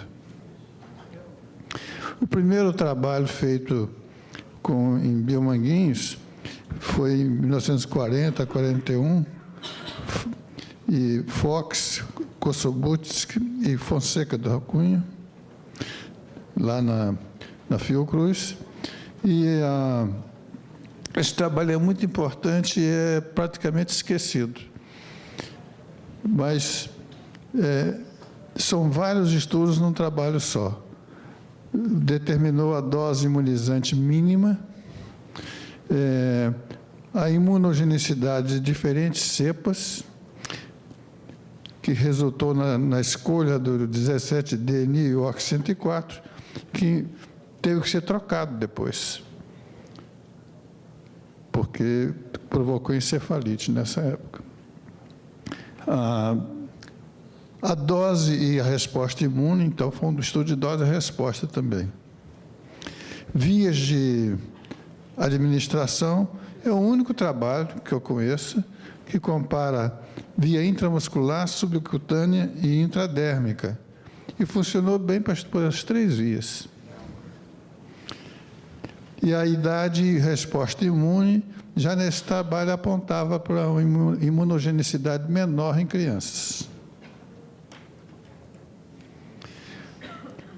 Aqui, com a vacina 17DD, quer dizer, a vacina atual, por iniciativa de Akira Roma, foi feito o primeiro estudo de dose-resposta. Um trabalho bem feito, Lopes, 1988, mas que tinha uma amostragem pequena. Mas ele já mostrou aí que doses de 200 PFUs para cima, a vacina tinha imunogenicidade igual a doses maiores. Mas era um estudo limitado pela amostragem pequena. Então, quando houve a necessidade de enfrentar epidemias, e nessa época, 1988, 89, a Anvisa não aceitou esse estudo. E aí o doutor Akira, posteriormente, também solicitou que se fizesse um estudo de dose-resposta, já aí para combater surtos, epidemias mais recentes de febre amarela, ou surtos de febre mais recentes. Então, nós fizemos esse estudo, assessoria clínica e outros grupos, que envolveu 900 voluntários, 749 de acordo com o protocolo. Nós separamos aqueles que eram soronegativos antes da primeira dose e que soroconverteram. Então, caiu de 900 para 749. E usamos doses desde 10.500 unidades internacionais até 31. 31 é 1.000 vezes menos.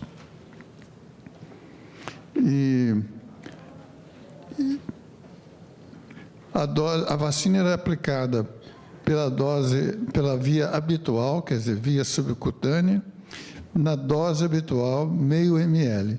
Então, não era dose fracionada. Era um estudo de doses reduzidas, que serviria de base para, em caso de necessidade, diluir a vacina e aumentar a produção.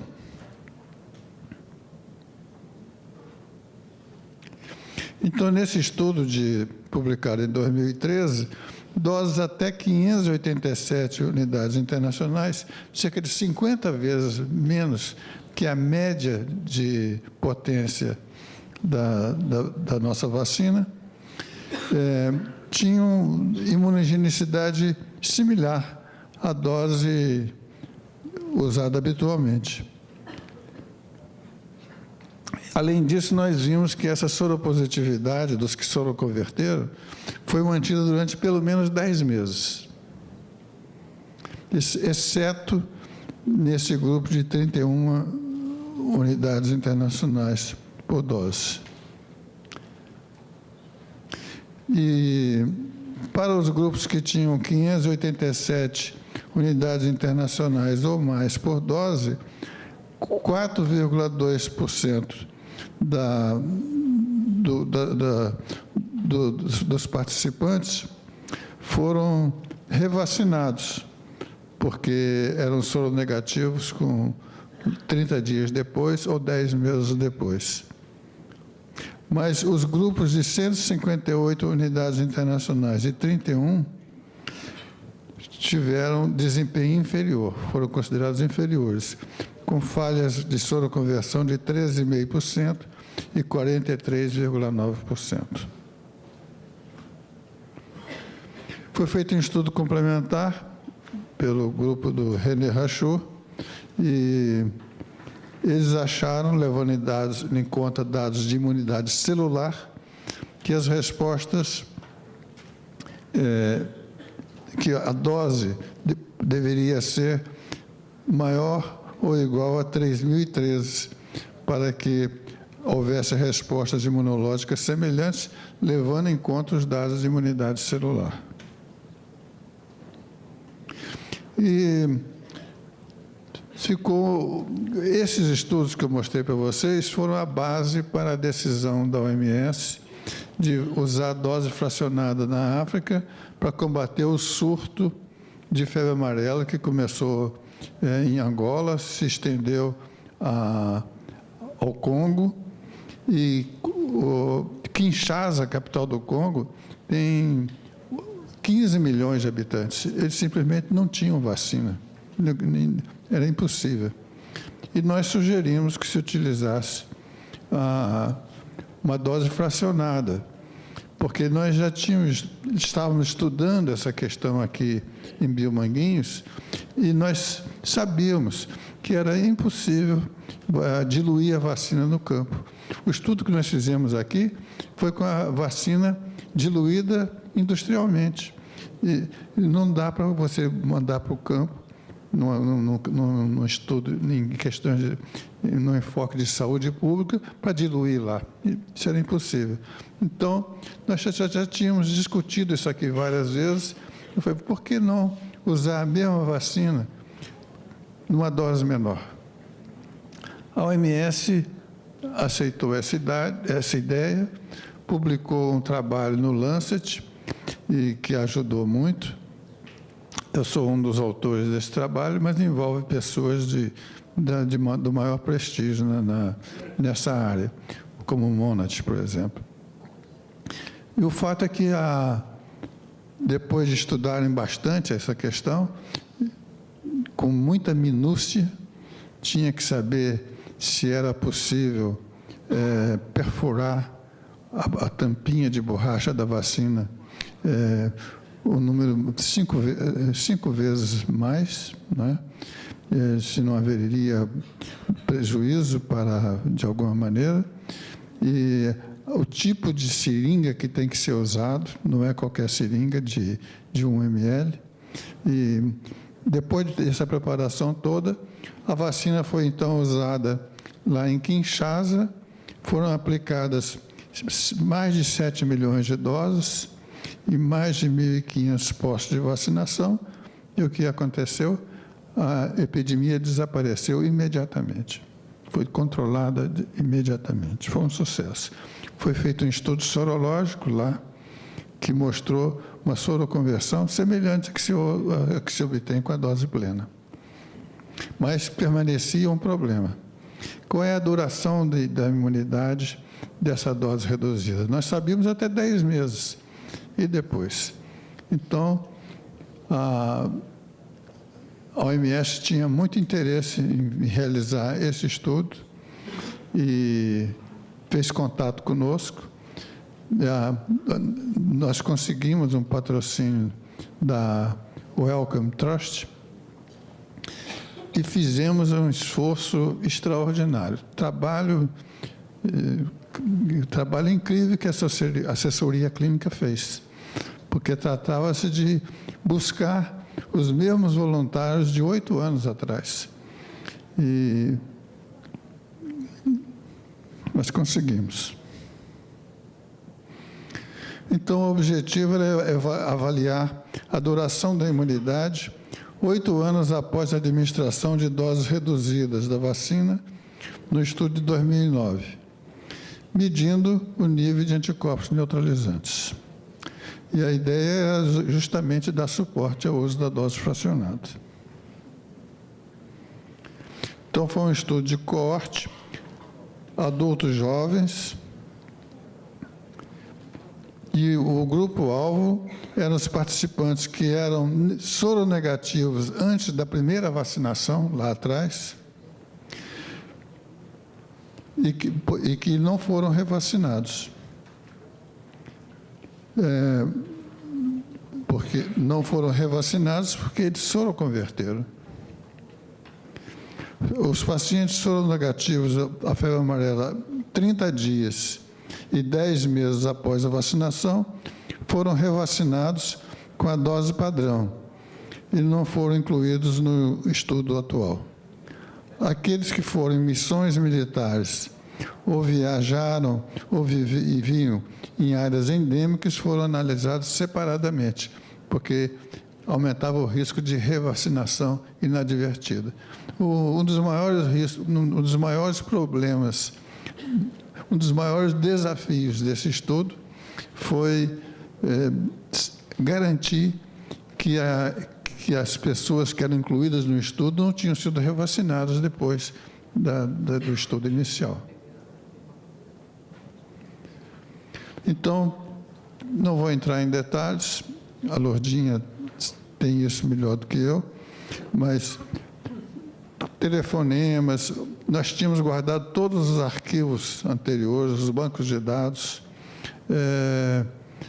o Exército nos ajudou a localizar, e mais um grupo de trabalho de campo que fez um trabalho incrível num prazo relativamente curto.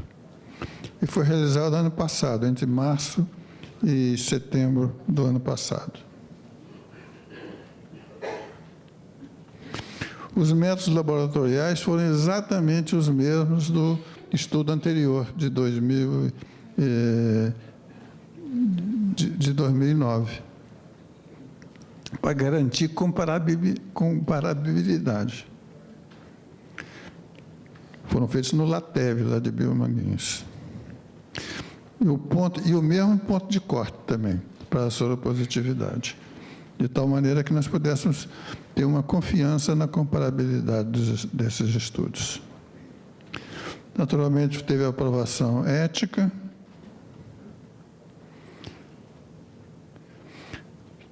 De 900, que era a nossa amostragem inicial, nós conseguimos, vários foram excluídos, que estão os motivos aí, revacinados, porque não tinham ficado soroprotegidos inicialmente. Enfim, vários motivos que levaram a não incluir uma parte da população. E também um número substancial que não foi possível localizar. E áreas de conflito urbano também, que foi considerado perigoso demais chegar lá.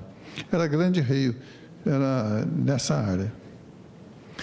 E sobraram, então, 318 foram incluídos nesse estudo.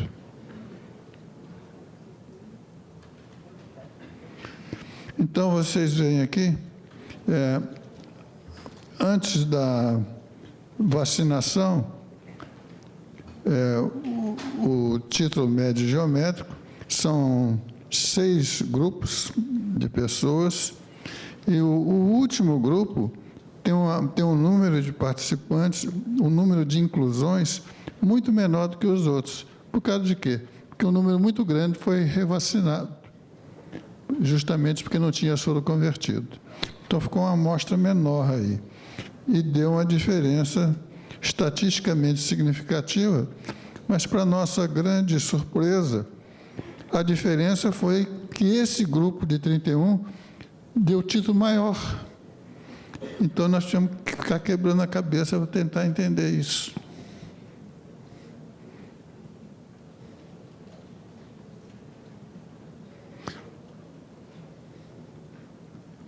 E a proporção de soropositividade,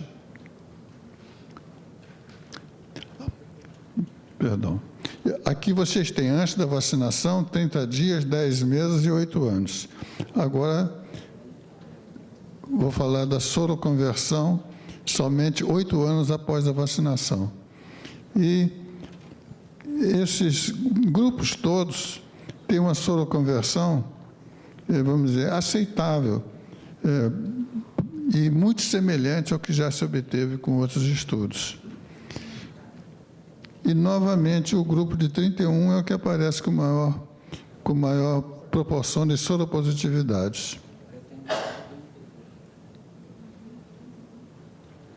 Mas não tem diferença significativa entre os grupos.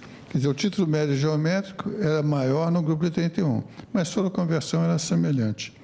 Se bem que também na soroconversão, o grupo de maior soroconversão não, o grupo de maior soropositividade também era o de 31.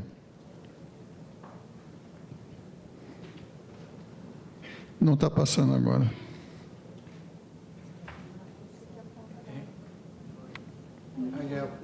Sim.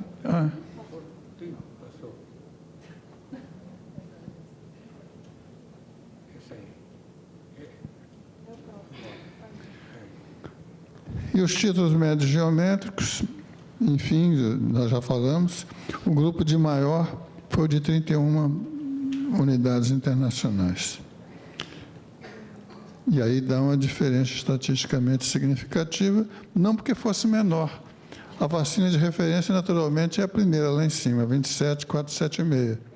Mas isso aí não é significativo. E quando deu significativo é porque deu mais. Aqui é a figura mostrando a mesma coisa. O grupo de 31, a gente vê que está um pouco acima dos outros, e se bem que ele tem uma amostragem menor, de 23. Os outros têm de 50 a 60 participantes por grupo. Então, uma primeira impressão que nós tivemos é que isso aí poderia ser uma distorção estatística por causa de baixa amostragem. E a questão de missões e viagens. E nós analisamos, então, quem tinha ido em missão ou viagem, ou então aqueles que moraram ou tinham viajado para áreas endêmicas. E não deu diferença estatisticamente significativa entre esses grupos, comparados com o grupo que não viajou e não foi para a área endêmica nem missão. Agora, isso aí foi outra dor de cabeça, que um grupo de 70 voluntários tinha títulos de anticorpos neutralizantes maior em 2017 do que em 2018. Isso obrigou a revisão dos procedimentos no laboratório, a uma verificação, e a conclusão é que somente um tinha um resultado implausível, porque os outros, esse teste de neutralização pode dar uma variação de 3 vezes entre os resultados. Então, aqueles que teriam mais de 3 vezes em relação a 2000, de título em relação a 2009, seriam excluídos. Foi excluído um só.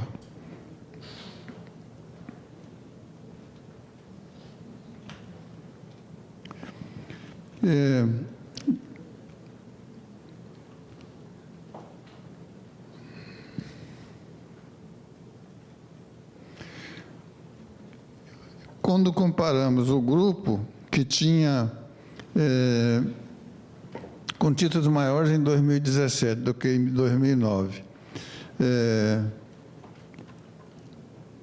poderia ter sido por exposição ao vírus ou por revacinação inadvertida. Nós fizemos uma análise desse grupo com o restante do grupo. Novamente, não deu diferença nenhuma.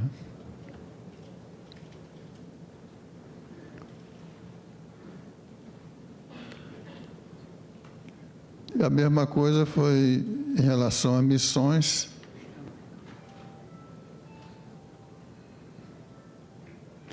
E nós chegamos à conclusão que a inclusão desses grupos era justificada. Se nós eliminássemos todos esses grupos, títulos maiores em 2017 do que em 2009, que foram em missões, ou que viajaram, ou moraram nessas áreas, os resultados do que sobrou, 156, foram na mesma direção, foram muito semelhantes ao do grupo inteiro de 318.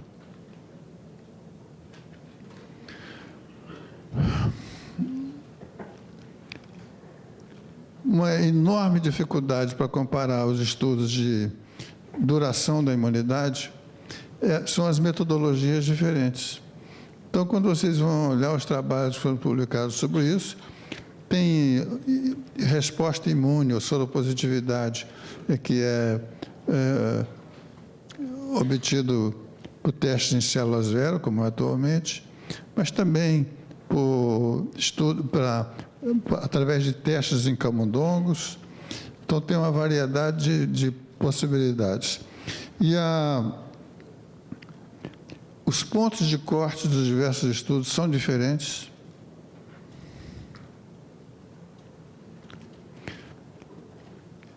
Então, reconhecendo essa dificuldade, nós resolvemos comparar esse estudo atual com um outro estudo feito pelo nosso grupo, pelo mesmo laboratório, mesma faixa etária.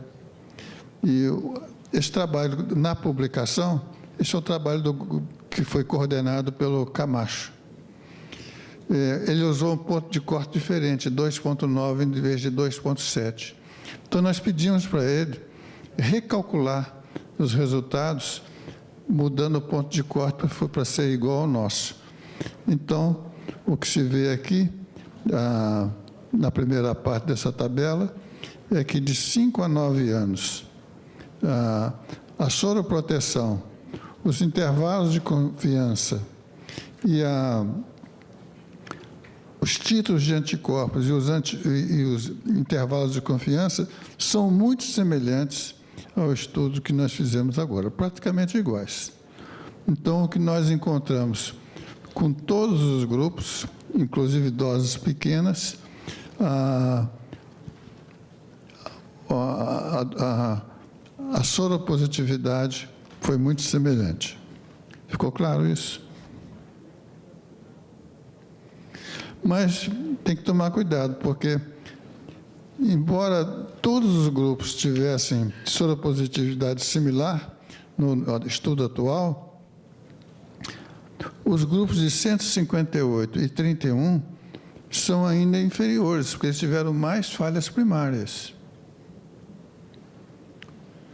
Mas o que nós vimos é o seguinte: para aqueles que soroconverteram e permaneceram soropositivos durante 10 meses, qualquer que seja a dose,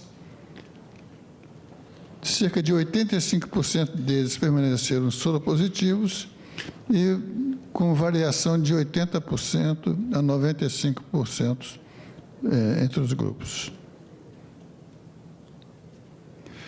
Por que aquele grupo de 31 tinha maior imunogenicidade?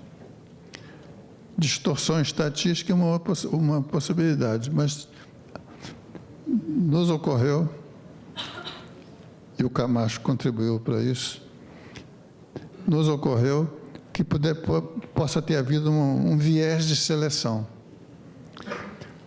O raciocínio é o seguinte: aquele grupo de 31 unidades internacionais que soroconverteram 9 anos atrás, eles eram bons respondedores à vacina de febre amarela, por isso é que eles soroconverteram. Eles responderam muito bem à vacina de febre amarela, mesmo com a dose mínima de 31 unidades internacionais, 1000 vezes menos que a dose habitual. Então, esse grupo nós selecionamos e era de bons respondedores. E uma coisa que se sabe é o seguinte: o título de anticorpos para a febre amarela pode aumentar por exposição a outros flavivírus, como dengue, zika. A hipótese que nos pareceu mais plausível é essa. Esse grupo foi tendo boosters melhores do que os outros grupos. Se você tiver outra ideia, você nos fala. Então, as conclusões, para terminar: pelo menos 80% dos participantes que tinham soro convertido após a vacinação de febre amarela, com doses de 27.000 até 31, mostraram soropositividade comparável com aqueles da dose plena, após 8 anos. Os níveis de anticorpos nos grupos de doses reduzidas foram também comparáveis àqueles com a dose plena. Entretanto, os grupos de doses menores, 158 e 31, tinham mais falhas de soroconversão primárias. e então eles permanecem sendo considerados inferiores à dose plena. Os grupos de idosos decrescentes do estudo de 2009 tiveram taxas de soropositividade, a febre amarela variando de 80% a 95,7%, 8 anos depois. Todos são aceitáveis e comparáveis a outros estudos de duração da imunidade em adultos com a dose plena. Os títulos médios geométricos de anticorpos neutralizantes para a febre amarela são semelhantes entre os grupos, exceto no grupo de 31 unidades internacionais, que é maior. Todos os grupos tinham o intervalo de confiança inferior de 95%, acima do ponto de corte para a soropositividade. Como nós... Então, a primeira ideia, 587 unidades internacionais, seria a dose, vamos dizer, que serviria para usar no fracionamento da dose. Mas nós não exploramos subgrupos, como crianças, HIV positivos, e então, que poderiam dar uma resposta diferente ou menor.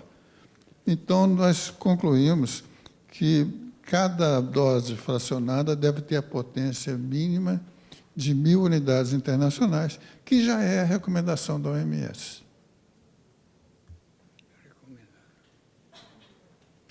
Então, foi a Wellcome Trust que financiou esse estudo. Aqui tem mais um grupo de pessoas que trabalhou nesse estudo e muito mais gente que colaborou e que não está incluindo. Uma andorinha não faz um verão, né? Obrigado.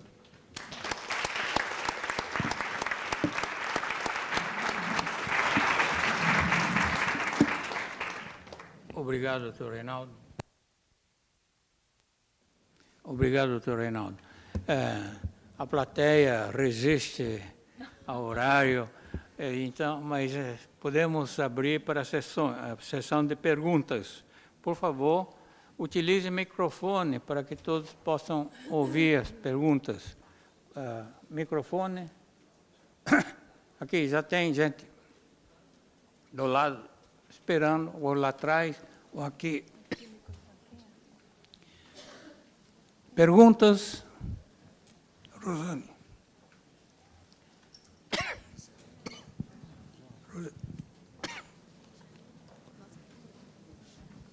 Bom, boa tarde. Eu tenho milhares de perguntas. Foram excelentes todas as palestras, queria agradecer a todos. Bom, a minha primeira pergunta vai para o Alexandre. Adriano, desculpa. Eu queria entender um pouquinho, porque você falou dos corredores ecológicos de São Paulo, mas você falou que existe um que é o de Angra, Paraty, e eu queria que você explicasse, falasse um pouquinho desse que você acabou não citando, porque esse nos é muito caro, né? Porque aqui do estado do Rio a gente teve, né, tem um grande número de óbitos nessa região de Angra, de Paraty. Eu queria que se você pudesse falar um pouquinho desse corredor e se a tendência dele é seguir mesmo para o sul, né, descer, ou se a tendência dele é ir para alguma outra área, né, que a gente não conseguiu enxergar aí na apresentação. Não, vamos aguardar 3 perguntas ou 4 perguntas para responder em bloco, por favor. Outra pergunta? Alguém mais? Ok. Sim, tem 2 perguntas mais. Oi, para mim também seria para a estratégia de vacinação, e na verdade é uma inquietação, assim, como é que, se vocês sabem como é que qual a prevalência de Aedes aegypti nessas regiões, e se isso também é um motivo de preocupação, assim, né?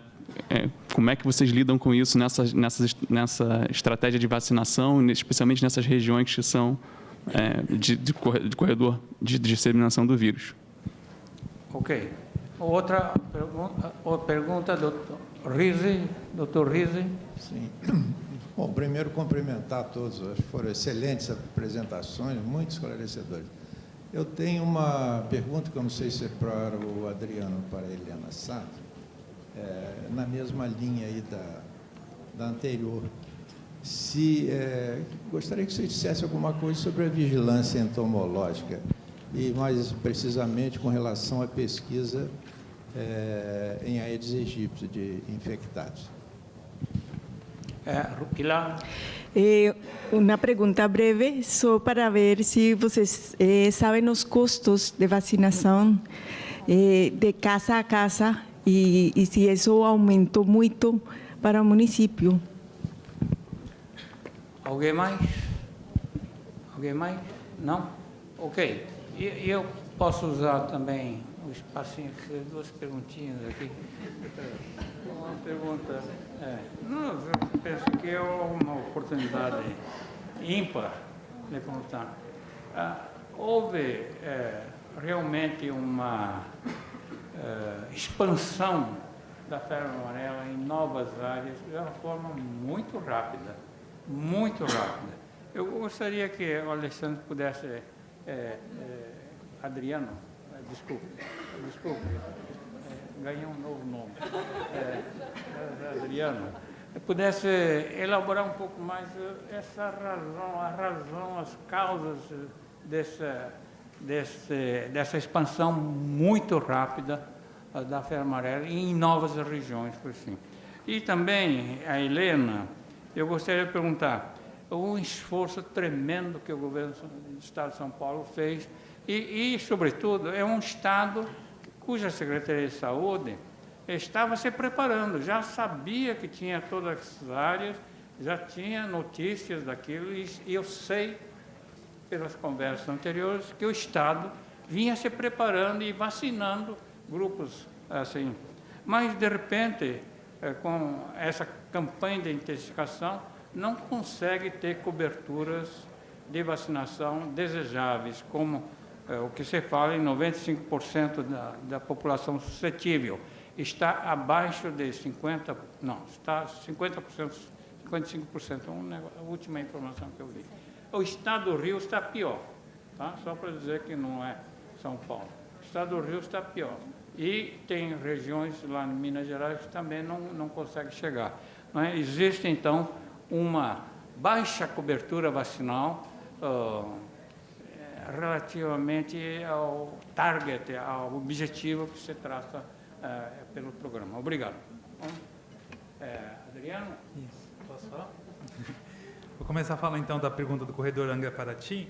Na verdade, a gente estava monitorando o que saía na mídia do Rio de Janeiro, né? A gente não tinha dados do Rio de Janeiro, mas parecia, né, o jeito que a doença se irradia, né, ela irradia, na verdade ela tem uma dispersão radial, mas ela segue um rumo porque é como se fosse um incêndio, né? Ela vai consumindo os macacos e não volta para onde ela já passou, então ela ganha um sentido.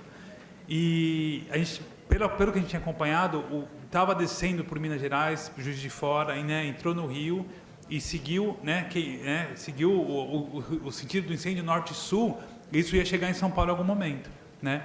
Então, esses corredores, provavelmente, tentando um corredor no alto da serra, passando por Teresópolis, né, Resende, e chegou na parte serrana também de São Paulo, e esse corredor vindo pelo litoral, né, e já chegou em Ubatuba, ou seja, já passou por Paraty, né? Eu não sei se Paraty tem caso humano, mas se não tem, está na iminência de ter, porque assim, eu tenho absoluta certeza que está circulando o vírus em Paraty também, né?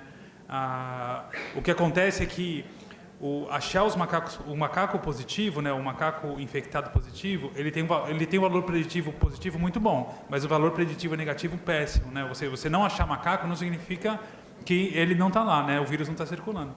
Então, por isso a gente não utiliza o macaco para prever a chegada do vírus nos locais, porque o vírus passa, por vezes, por uma ou duas cidades e ninguém percebe nada, nem o caso humano, nem macaco positivo, né? E a gente também observou que parece que tem uma ocorrência em cluster, de tempos em tempos. A gente não consegue explicar isso ainda, né? Mas provavelmente teve esse cluster de Angra dos Reis, provavelmente vai ter o cluster de Ubatuba. Talvez Paraty não tenha. É um cluster importante a gente não consegue explicar, mas isso aconteceu em São Paulo bem delimitado, né? Teve em Pinhalzinho, teve em Jundiaí, teve em Mariporã e agora em Marcilac, lá no sul de São Paulo. Também tem, né? Isso acontece dessa forma. Mas eu não tenho, na verdade, a gente não tem muitos dados. O que eu tenho de dado do Rio era o que saiu na mídia, né? Angra dos Reis, Resende, Itatiaia, né, o Volta Redonda, um outro que aparecia, né, com a data, e a gente mapeava a partir disso aí, nesse sistema. Tá? Sobre o Aedes aegypti e a preocupação com a Aedes, a gente tinha, né, na verdade, quando a gente faz aquele polígono de vacinação, a gente vacina toda a área rural em contato com a mata e a borda da cidade, a borda da área urbana. Porque o que a gente entendeu, né, o que a gente supõe? E parece que isso realmente é assim, porque, né, passou um ano e a gente agora já tem o que aconteceu. Para existir o evento de urbanização, precisaria ter uma repetição, né, do evento de ser humano infectado sendo picado por Aedes aegypti. Né? O que a gente tinha em São Paulo ano passado? Os maiores índices de Bretô da série histórica inteira. Né? Assim, nunca teve tanto Aedes aegypti em São Paulo como no ano passado. Ou seja, não estava tendo dengue porque era o ciclo natural da dengue e não tinha vírus circulando, mas os mosquitos estavam lá expostos. Então, a gente trabalhava uma vacinação intensa também até 300 metros da borda da floresta, dentro da área urbana. Tá? Porque para evitar a urbanização, você tem efeito de rebanho. Né? Você não precisa vacinar a população inteira.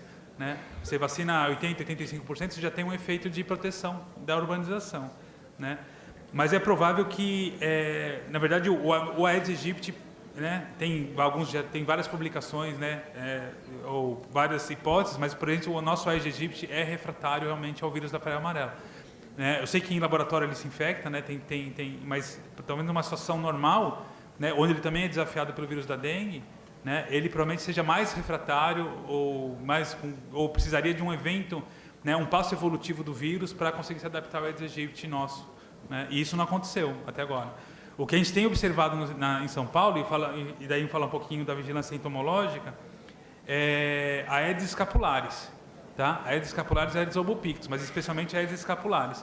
Então, é um bicho que ninguém está nem aí, né? Ninguém olha esse bicho, ninguém está preocupado. Ele é muito prevalente em área urbana, né? Em área com interface com a área de mata. A gente tem encontrado muito Aedes escapulares e nós já temos alguns resultados prévios mostrando que ele tem bicho infectado, tem Aedes escapulares infectado. A gente ainda precisa sequenciar para ter certeza, né? Um dado ainda muito preliminar, mas apontando que existe uma circulação, o que seria, então, um terceiro ciclo. Né? Existe o ciclo urbano, o ciclo silvestre e um ciclo que precisa ganhar um nome, que é um ciclo envolvendo Calitrix e Aedes escapulares, ou Aedes albopictus. Né? Mas não de forma importante que causasse uma urbanização. Eu costumo dizer, quando a gente fez algumas palestras para o pessoal da assistência, né, no HC, no Sírio-Libanês, nos hospitais, né, e sempre tem uma pergunta, a pergunta era sempre recorrente, mas será que não está urbanizando a doença? Né? Daí a resposta eu acho que é muito simples, assim, falou, se estivesse urbanizado, a gente não teria dúvida dessa urbanização. Né? Ia ter, sei lá, milhares de pessoas infectadas, isso realmente não aconteceu. Né? Na vigilância entomológica, até agora infectado a gente só conseguiu achar hemagogos leucocelâneos e hemagogos jantinomes, né, que são o que era esperado, né.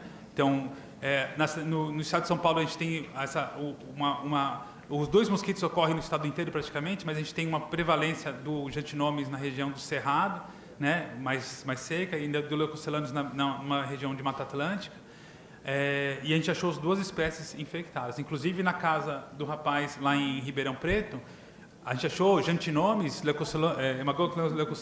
hemagogos jantinomes na residência, no intradomicílio, a 300 metros da borda da mata. Tá?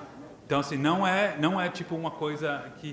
Não estou dizendo que tem um comportamento de urbanização do hemagogos, mas nessas áreas de interface com mata, ele pode sair da mata realmente e parasitar o ser humano. A gente viu isso até 300 metros da borda. Tá? Eu acho da expansão, né? Isso ainda vou responder essa outra que acho que me cabe.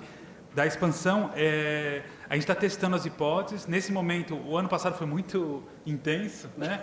A gente não conseguiu realmente testar hipóteses. A gente foi totalmente um trabalho descritivo, não foi analítico. E a gente vai começar a trabalhar agora as hipóteses. E eu acho, né, que a relação, assim, isso é empírico ainda, mas eu acho que tem a ver com invernos mais quentes. A gente vai correlacionar, né? Porque o que acontecia, né? Por que nunca chegou em São Paulo, no capital, e agora chegou, né? Alguma coisa impedia essa chegada e agora não impede mais. E foi algo que mudou nos últimos 10, 15 anos no máximo, tá? E por que não tinha dengue em São Paulo há 20 anos e agora São Paulo, né, tem epidemias com milhares de casos? Alguma coisa também impedia o Aedes de circular no inverno, que não impede mais.